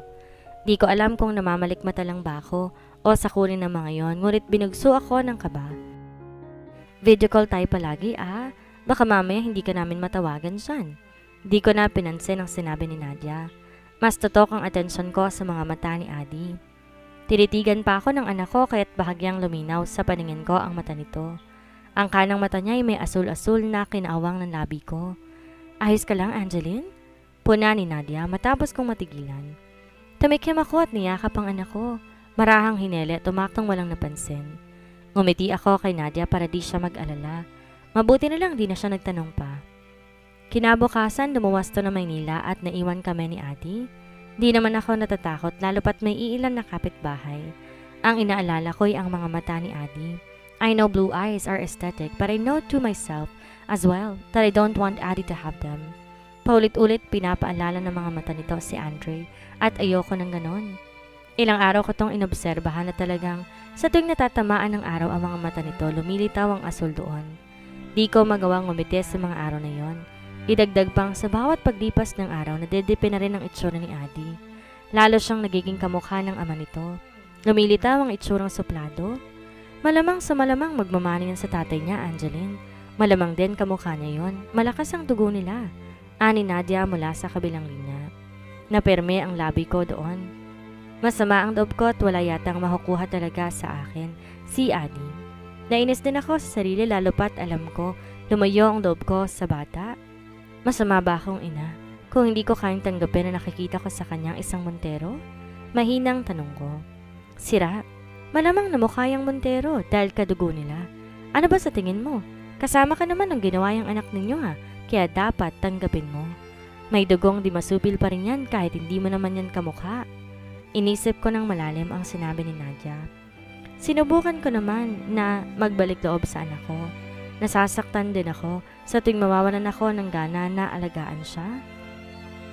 Hindi ko nga lang inaasahan na matapos ng isang buwan, mas klaro na ang kulay ng mga mata nito.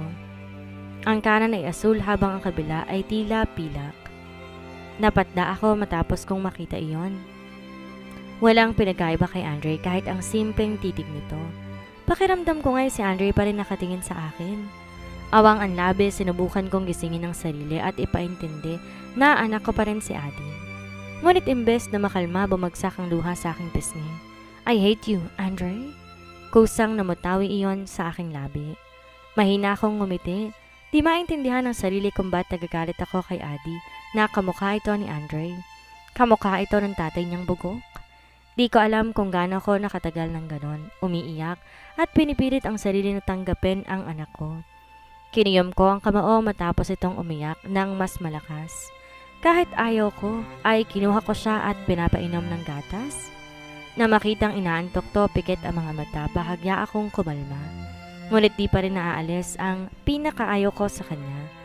Kahit alam kong sa sermonan ako ni Nadia ay naisip ko ang desisyon, tinawagan ko pa rin to sa video call at pikit mata, sinabi ang gusto kong mangyari. Nababaliw ka na ba, Angeline? Anak mo yan. Galing sa'yo.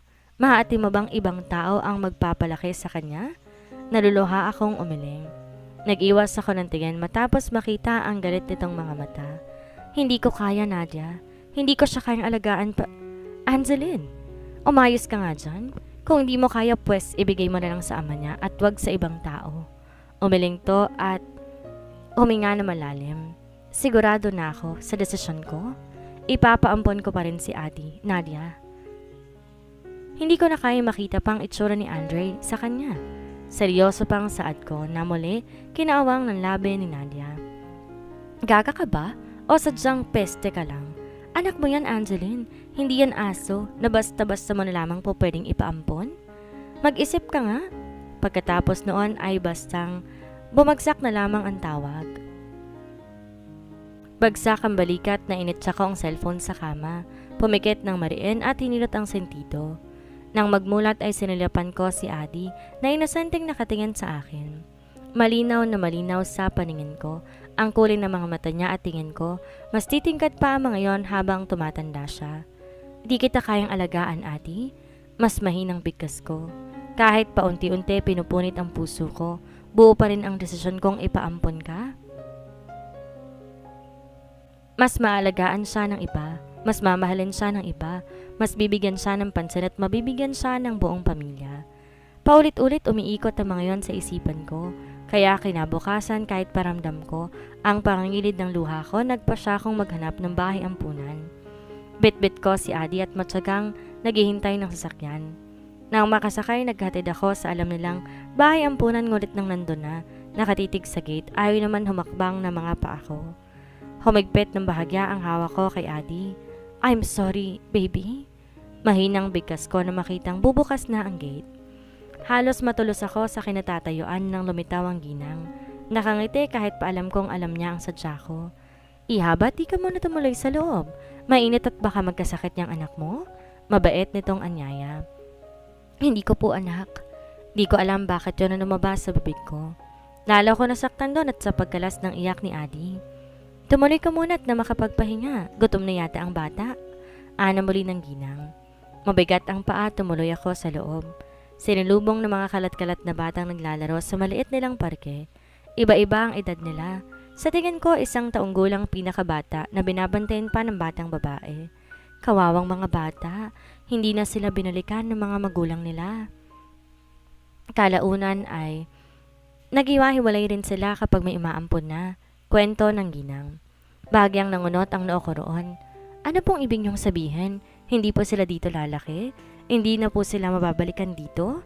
Sunod-sunod kong tanong habang sinusundan ito pagpasok sa opisina.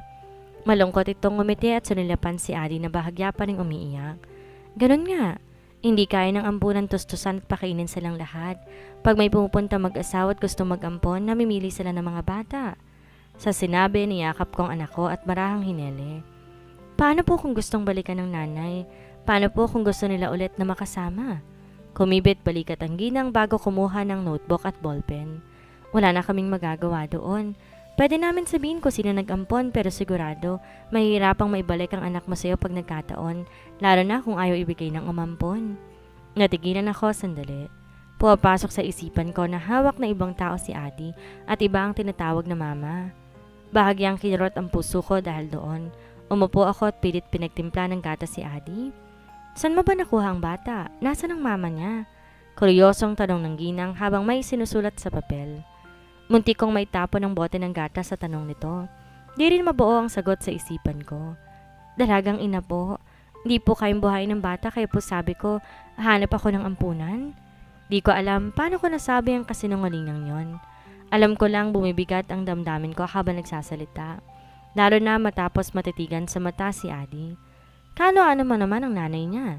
Di ako nilubayan ng tiga ni Adi na siyang unti-unti ring tumutupok sa konsensya ko. Kapatid po ng kaibigan ko. Wala sa loob na sagot ko. Bakit di siya magpunta rito?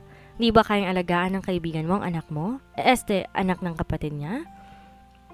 Awang ang mga labing pumatak ang buti ng luha sa mata ko matapos masilayan ng pangiti sa akin ni Adi.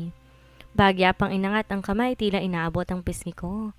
Muli ako nitong nilitian at tila natutuwang matitigan ako.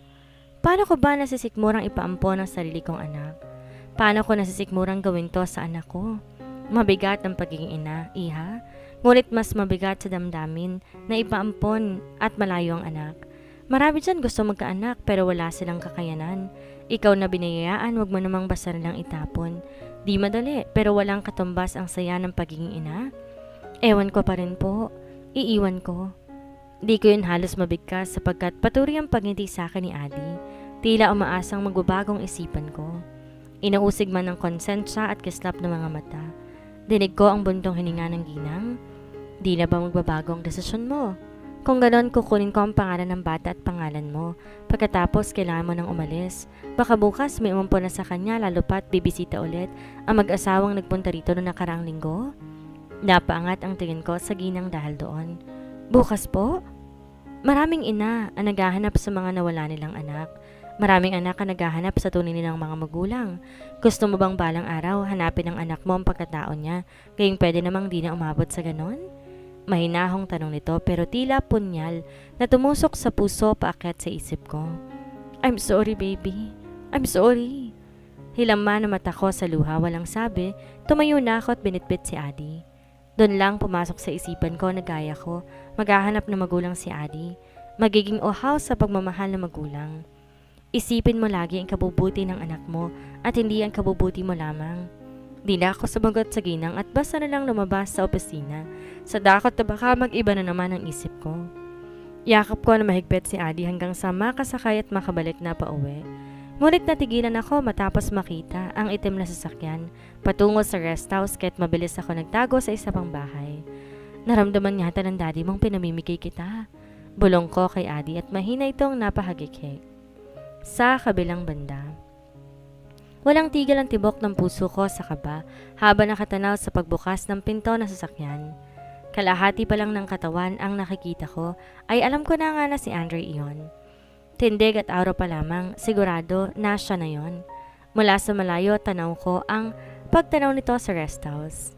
Di ko alam ilang beses pa ako nagdasal na sana'y huwag itong tumuloy sa loob ng bahay. Dalam kong oras na ginawa niya yon, talo ako. Tatakas na naman ba tayo, anak? Bulong na tanong ko kay Adi kahit pa alam kong hindi niya masasagot. Bagsak ang balikat, tinanaw ko na lamang si Andre at siguro taksil ang isipan ko para maisip pang nakaraan na kasama siya. Mabilis kong pinilig ang isip para mawala ang mga alaala. Ngunit nang paglingon kong muli sa harapan, wala na doon si Andre, pero ang sasakyan naroon pa.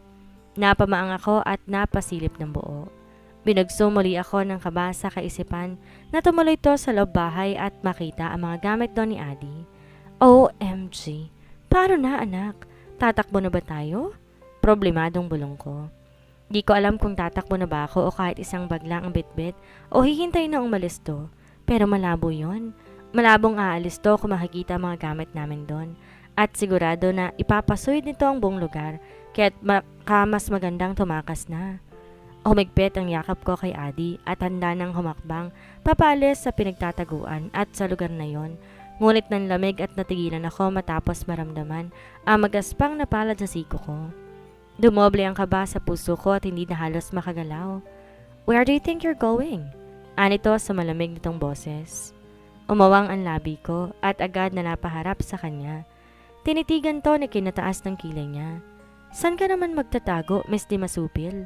Di na natutuwa na tanong ko rito. Mabilis akong umirap. Binawi ang siko ko mula sa hawak niya. Wala ka na ron, Aldrin. Ang sabi mo hindi dadalaw dito ang kuya mo. Ba't ngayon nandito? Mahina ngunit may angil na tanong ko. That is my problem too, that's why I'm here. Akala ko nga may nakita kayo sa loob ng bahay. Umismid ako. Paano pala kung di kami lumabas kanina? Baka malamang nahuli na kami ni Andre? Alanganin tong tumawa ng mahina. Isn't that cute? You will have your mini reunion. Bigkas nito at muling natawa. Malalim at matalim ko siyang tiningnan na unti-unti nitong kinatahimik. Paalisin mo yung kapatid mo kung hindi yun na kami makikita. I'm scared. Cute na bigkas nito na kinasama ng tingin ko sa kanya. Aldrin, umayos ka nga. Nangangaring na ako kakatayo dito.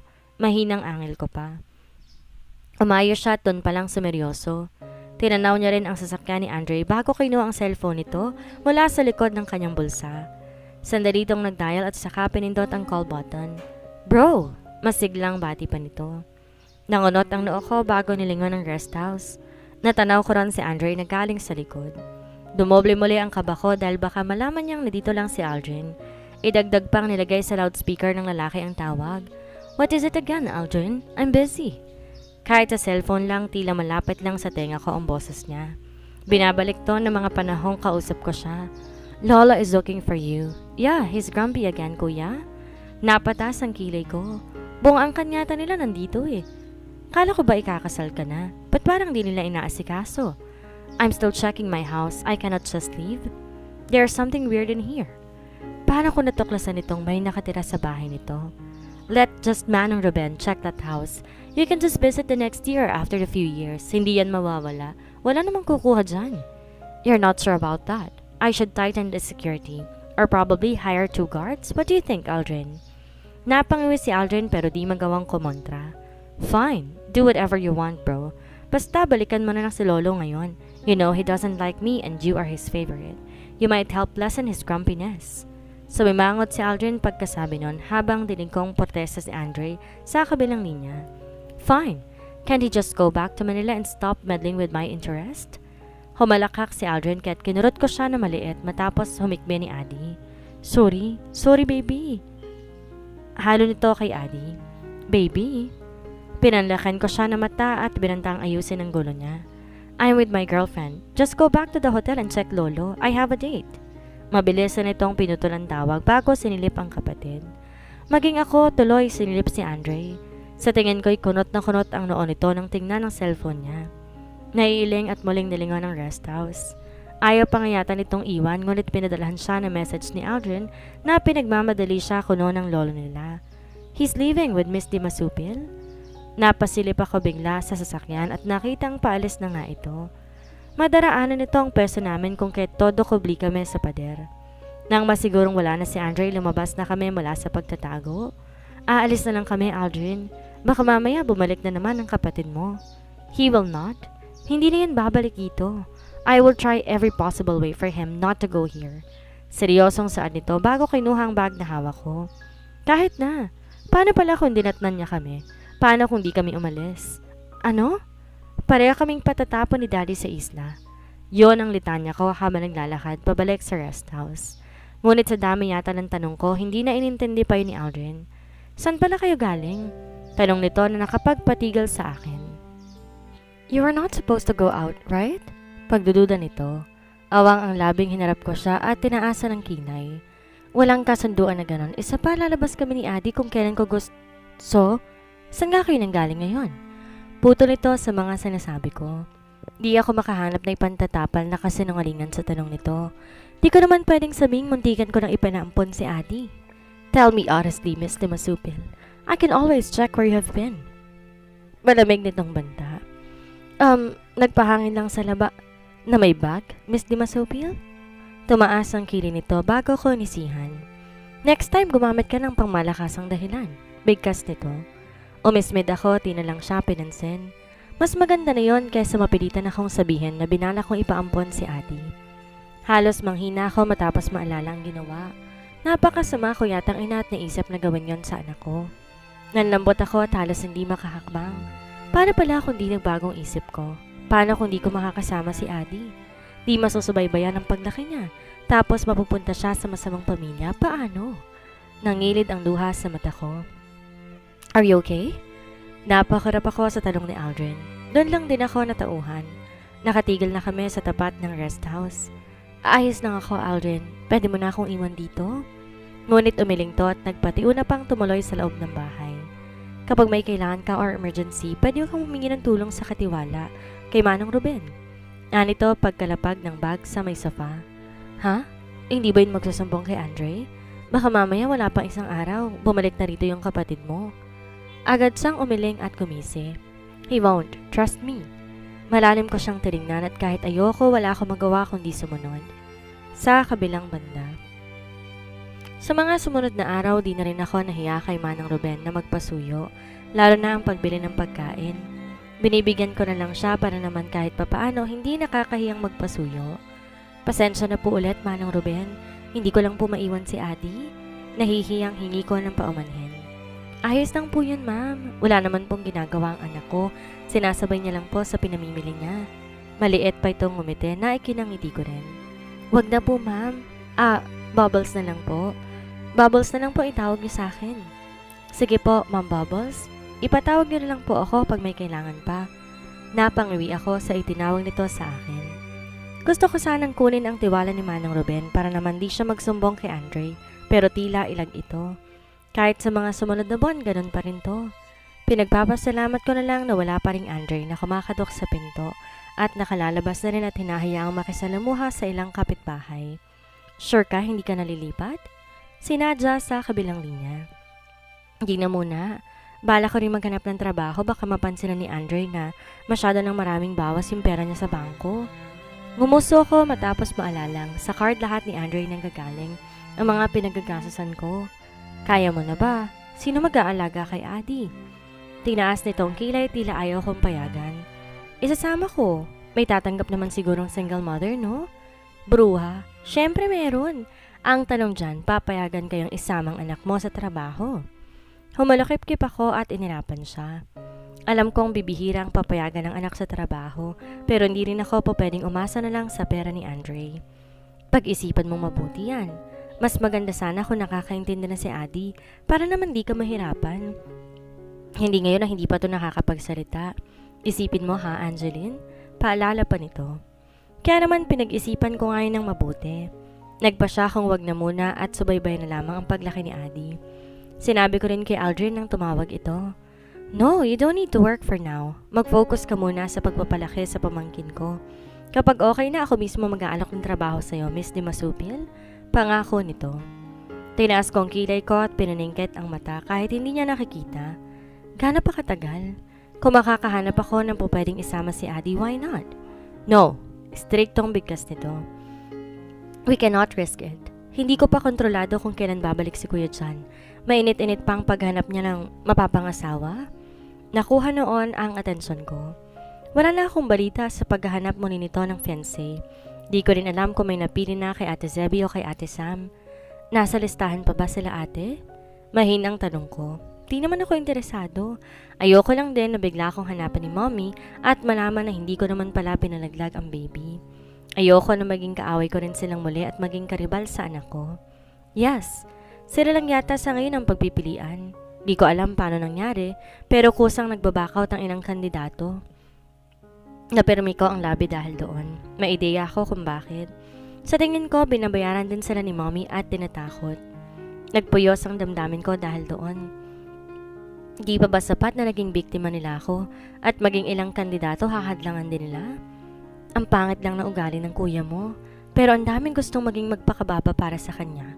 Di ko mapigil ang komento. Mahina tong humalakak sa kabilang linya. Are you one of them? He asked. What? Napalakas ang boses ko at napasigaw sa tanong niya. Humalakak siya na ikinainis ko. Chill! Huwag mo ko ma-chill-chill dyan, Aldrin ha. Hindi ako gagawa ng masama para lang makuha ang kuya mo. Di ako naghahabol. Siya tong habol ng habol sa akin. Kiniyom ko ang kamao at sinusuntok sa isipan ng pagmumukha ni Andre. Wow, don't get mad at me. Biro lang yun. Wala sa vocabulary ko ang biro, Aldrin. Hindi ko rin balak maghabol. Pakisampal na lang yung kuya mo ng tumino at hindi kung ano nung kasama nang naiisip. Mas malakas na halakak ang pinakawalan nito. Ngunit nang napansing tahimik ako, kusa rin siyang tumigil. I see. My brother's mind is twisted. Hindi ko alam kung anong susunod niyang gagawin. Natikom ko ang labi dahil may punto ito.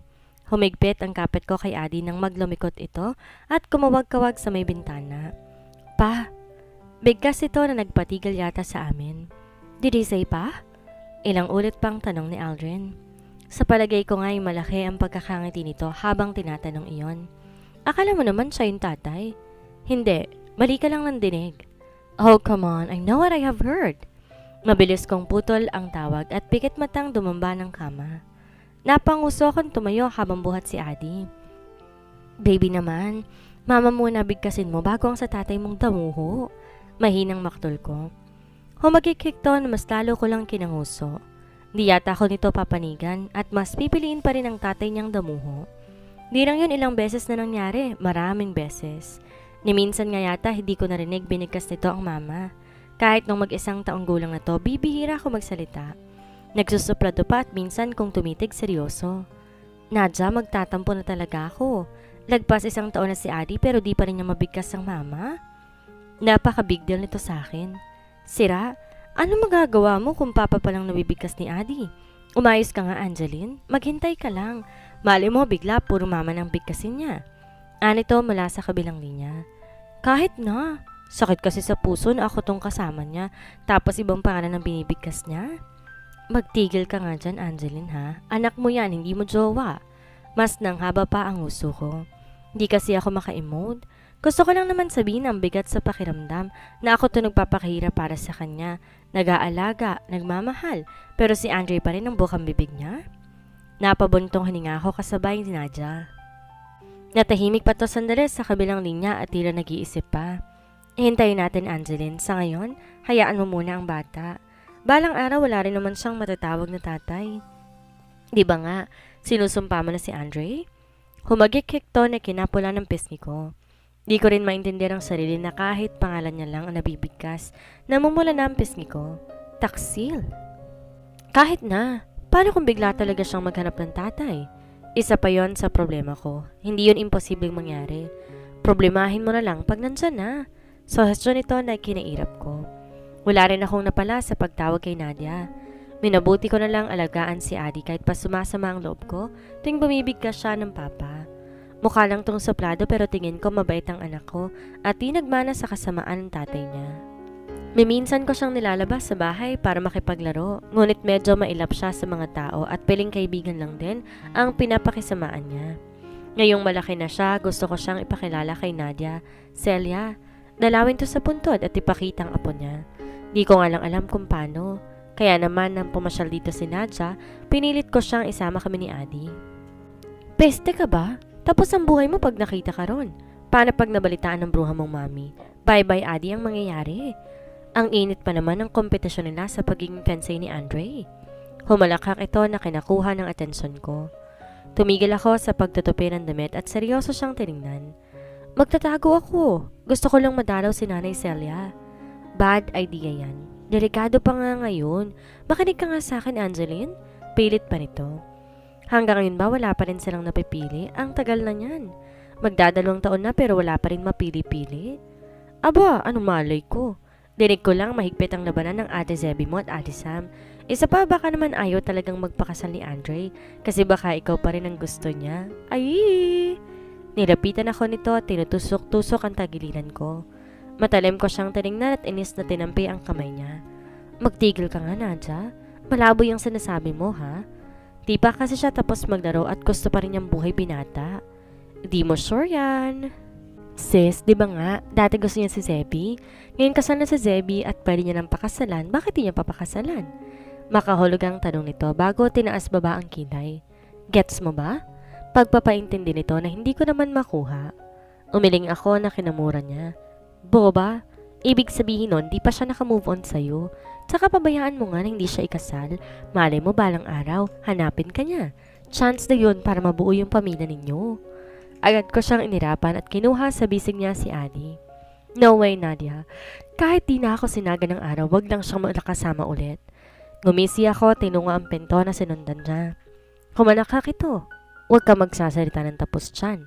Baka mamaya ikaw pang gumapang pabalik sa kanya. Nadia, hindi nga. Shut up ka na nga. Palalayasin na kita. Pagbabanta ko na tinawanan niya na lamang.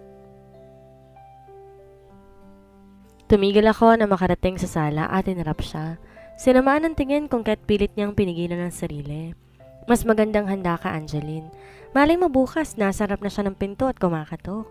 Di yun malabong mangyari pero may tiwala ako kay Aldrin na kaya niyang pigilan ng kuya niya. Namutla ka dyan, joke lang yun.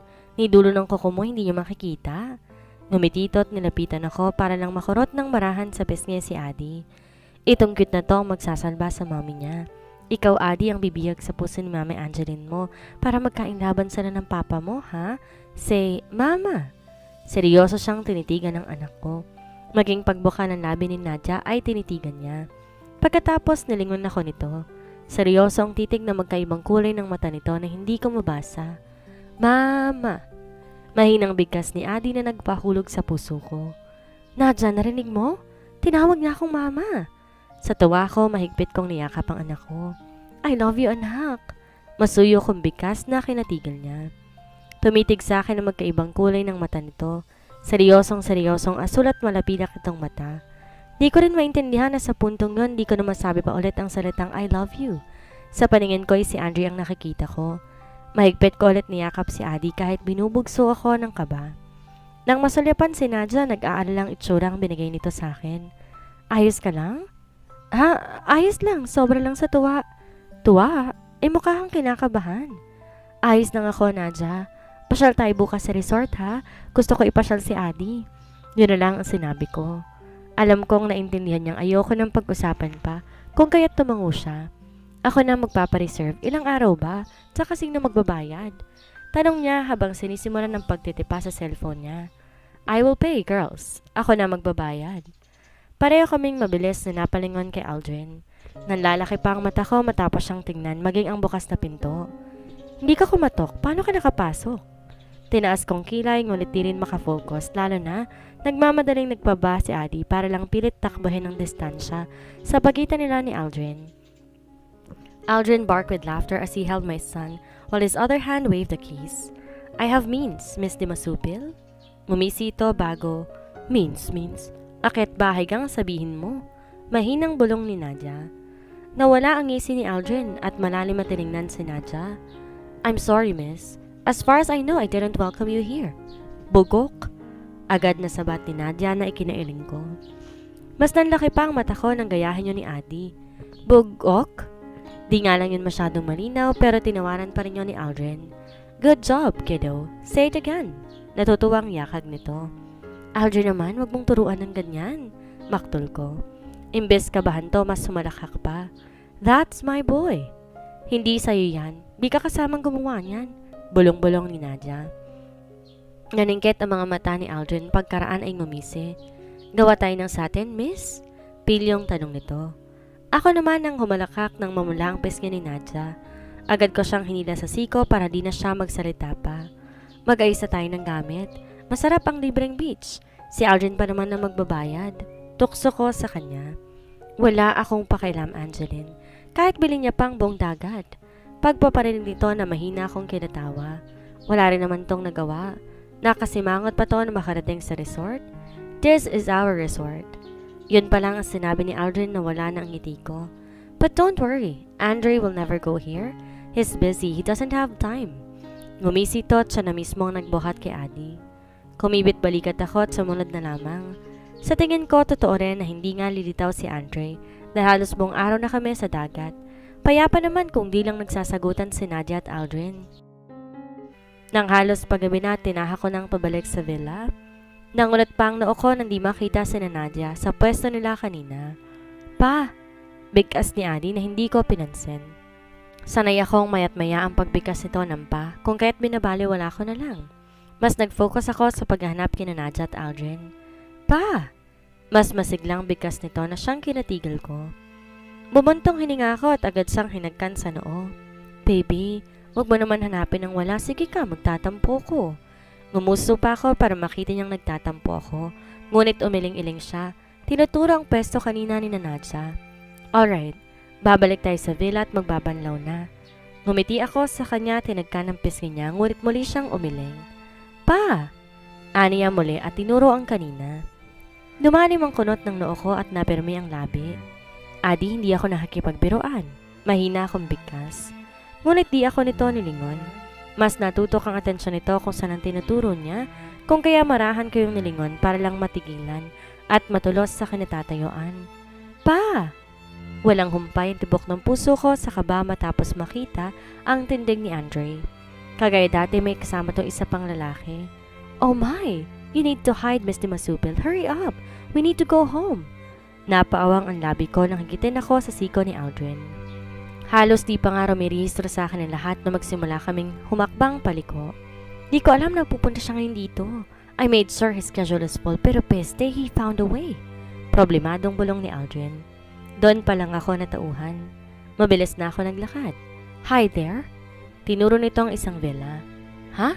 Di ba siya tutungo rito? Naguguluhan kong tanong. Umiling si Aldrin kung kaya't tumango ako at tumakbang pa. Balak pang sumunod ni Nadia ngunit pinigilan siya ni Aldrin. Stay here, Miss Nadia. Andre knows I'm here. That only means you need to see me. Dinig kong nagmaktol si Nadia ngunit di ko na sila pinansin. Nagpatuloy na lang sa villa. Sakto lang yun matapos marinig ang boses ni Andre. Aldrin, what are you doing here? Malamig at may otoridad nitong bigkas na siyang nagpataas sa mga balahibo ko. Kahit gusto ko pang pakinggan, ang irarason ni Aldrin hindi ko na ginawa. Tahimik na lang akong tumuloy sa villa. Hiling ko lang wag magingay si Adi kung di makikita kami rito. Tahimik kong pinihit ang pintuan ng villa at walang ingay na tumuloy sa loob. Nilipat ko ang pinto at doon sumandal para marinig ang usapan ng magkapatid, ngunit di naman abot sa tenga ko. Iba rin ang pandaman ng tatay mo, anak. Di pa natin na-enjoy ang dagat, eto't nandito siya kaagad. Mahinang hinanakit ko. Maliit tong nanguson, akala ko'y naiintindihan ako. Hinagkan ko to bago nilibot ang tingin sa loob ng villa. Ngunit para din akong natigilan matapos makitang iilang mamahaling gamit, coat na nakasabit at iilang long sleeve. Napaawang ang labi ko. Ayoko sana mag-isip na kay Andre ang villa, ngunit hindi ko mapigilan. Siguro naman may mayamang turista pa na pwedeng pumunta sa resort, diba? Muli kong nilibot ang tingin. Walang gusot ang higaan, kaya't malamang kakarating pa lang ng bisita. Kahit di pa si Andre ang umuuko pa nito, mas gusto kong makasigurado, di kami nito makikita. Binala kong pihitin muli ang knob ng pinto para sana lumabas na, ngunit napagtanto kong nasa labas nga pala si Andre. Binugso pa ako ng kaba matapos marinig ang papalapit na tinig at ilang mga yapak. Agad kong nabitawan ng knob at nilibot muli ang tingin sa loob. Tumatahip ang puso ko sa kaba. Mahigpit kong buhat si Adi at hindi alam kung saan tutungo. Kuya, let's eat first. Boses yun ni Aldrin. We will eat. I just need to get my phone inside. Wait me here. Boses naman yun ni Andre na siyang muling nagpataranta sa akin. Saan tayo magtatago, baby? Mahinang bulong ko sa anak ko na humagikik lamang. Kakain lang naman. Di na kailangan ng cellphone. Pilit pa ni Aldrin. Shut up. I need updates from my investigators. I still need to find Angeline. Mariin at matalim na bigkas ni Andre. Nalaki ang mata ko sa sinabi niya. Hanggang ngayon ba naman di pa rin siya tumitigil? Why don't you just move on? Baka kasal na yun sa iba. Malamig ding tugon ng isa. No way, malapit ko na siyang mahanap. Mas namilog ang mata ko sa lapit ng boses. Tingin ko'y nasa harap sila ng pinto. Di ko alam ang gagawin at saan pa magtatago. Natutok ang tingin ko sa banyo at kahit alam kong delikado at posible akong makita agad, pikit mata ko yung tinahak. Agad nilak at niyakap si Adi. Pagbaba pa ng tingin ko sa bata, kuryosang mga mata ang bunga nito sa akin. Shit, baby. We're playing hide and seek. I whispered. Basta lang itong kumarap. Mabuti't hindi nag-iingay. Ngunit nawala kay Adi ang focus ko matapos marinig ang pagbukas ng pinto. Dumoble ang kabakot, walang tigil na nagdasal na sana di kami makita ni Andre. Get your phone, bro. I'm starving. Naiinip na utos pa ng isa. Ramdam ko ginagawa ni Aldrin ang makakaya niya, ngunit talagang makulit si Andre. Why don't we just get here and eat inside? Intimate, right? Gusto ko pang maalala ang girlfriend mo. Makahulog ang suhestyon ni Andre. Dinig ko pa mahinang pagtikim ni Nadia at kung tama ako, baka kinukurot niya na sa brasong lalaki. She's not comfortable. She's the only girl, bro. Sa labas na lang tayo kumain. I want some seafoods. Muling pilit ni Aldrin.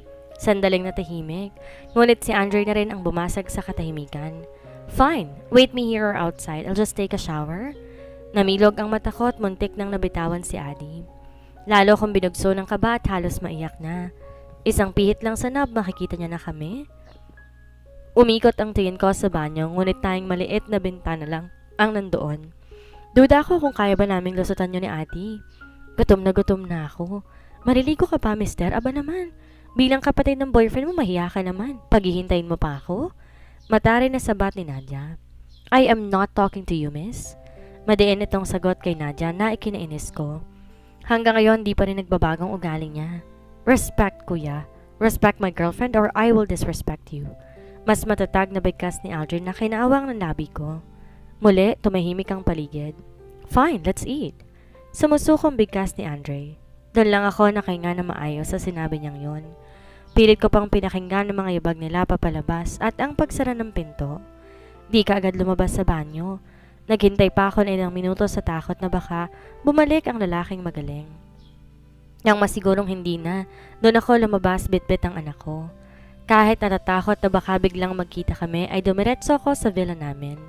Binitawan sa sahig si Hadi at sandaling nag-ayos ng gamit. Mabilis kong binitbit ang backpack at muling binuhat si Adi. Nagmamadali akong lumabas at tinahak ang exit ng resort.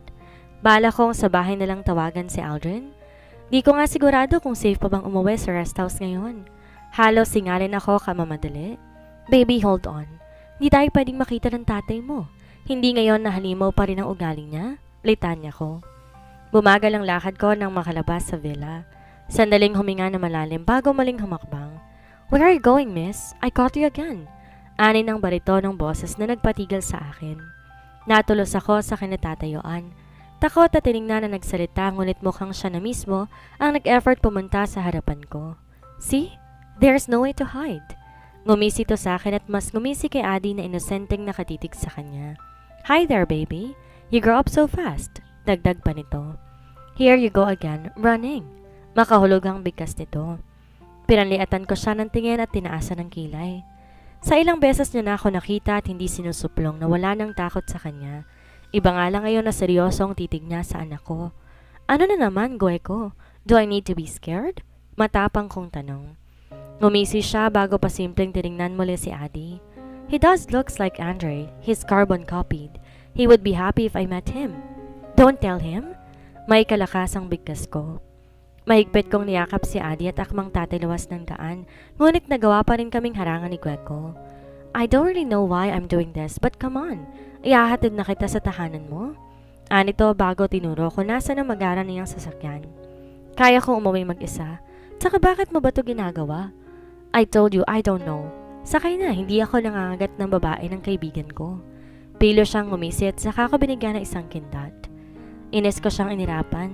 Di lang sa pangisi at kindat niya kundi maging sa pagsabi na babae ako ni Andre. Di ako babae ng bugok na yun, no? Yeah, just the mother of his firstborn, right? He boredly said. Sarkasiko akong tumawa. Tama naman, ako ang nanay ng panganay niya kasi iba na magiging nanay ng mga susunod niya pang anak. Mapakla kong bigkas. You don't know his feelings and thoughts, Miss Masupil. Things have changed. Sandali akong natigil na siyang kinuha niyang pagkakataon para humakbang tungo sa sasakyan niyang nakaparada sa gilid ng gate. Ayoko man sumunod ako sa kanya. Things have changed. Tinaas kong aking kilay. But it did not change a bit. He is still a beast. Malamig kong dagdag. Pinagbuksan niya ako ng passenger seat at nang makatuloy di pa niya agad sinara ang pinto. Walang hiya siya. Before. But now, he's getting crazy just to see you again, Miss Masupil. Ayaw ko man kusang gumuhit ang ngising sarkastiko sa labi ko. Nagkakamali ka, Mr. Gueko. Hindi na siya mapagkakatiwalaan pa. Baka nga maging ikaw ilaglag ako. Natahimik to sandali sa sagot ko. Tinaasan ko siya ng kilay ngunit umiling siya at sinara na ang pinto. Nang tumuloy siya ng driver seat, nagkatinginan pa kami sa rearview mirror. You should thank me. I'm bluffing his investigators. Maliit siyang umiti bago pinaandar ang sasakyan. Mahina ako napasinghap. Di maintindihan bakit niya ginagawa yon, gayong kaibigan siya ni Andre. And why are you doing that, Mr. Gueko? Mabilis niya akong sinilapan. Pagkatapos si Adi naman ang tinapunan niya na mabilis na tingin. Tahimik lang ang anak ko at inosente lamang na nakatingin kay Gueko. Let's say that I'm playing Cupid and I don't want another homeless child, a broken family, and an unblessed baby. Mahina niyang sambit. Natulala ako sa sagot niya. Tama naman kasi na posibleng maging ganon si Adi. Walang magulang kagaya ko, hindi mahal at napabayaan. Muntikan ko na siyang pinampon, pero sisiguraduhin kong hindi niya mararamdaman yon. My Adi do not deserve that. Gusto ko ipagtanggol ang sarili na magiging isa ko mabuting magulang kahit mag-isa lang, ngunit ayoko magpabida.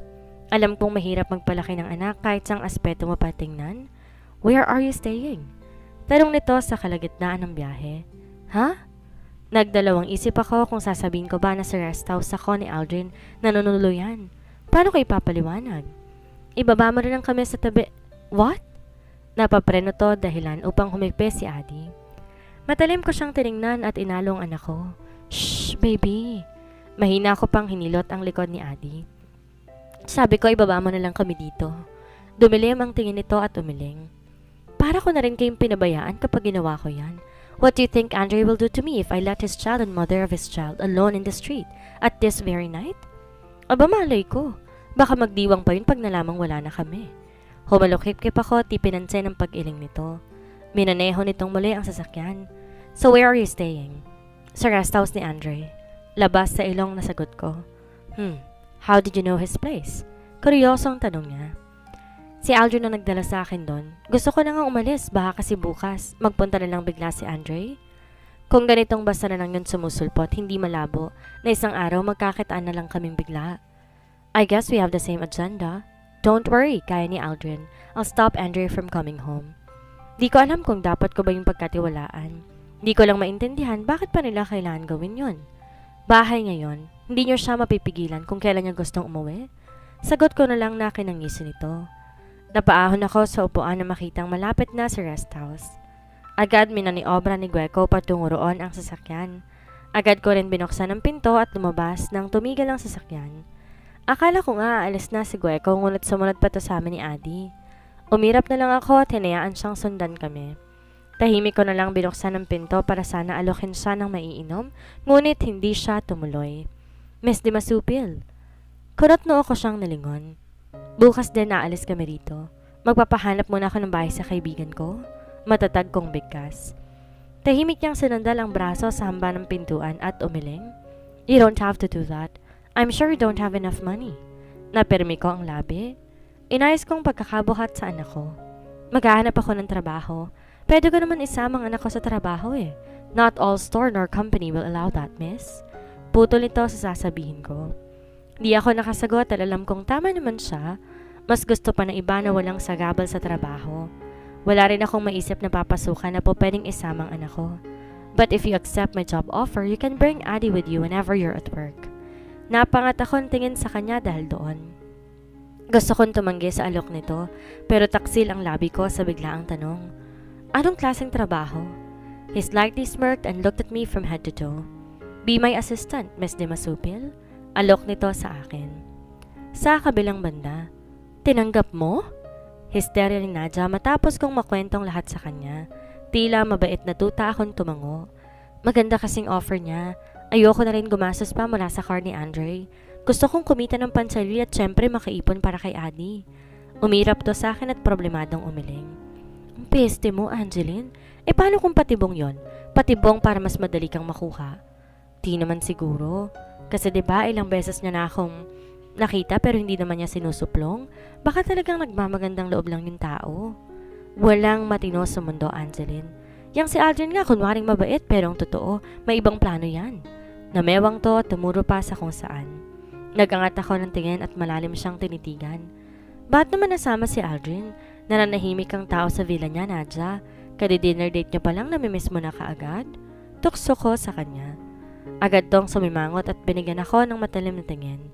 Tandaan mo, Angeline, magkakapantay ang estado nila sa buhay kaya't malamang pare-pareho lang ang mga likaw ng bitukan nila. Balik naman ito sa usapan.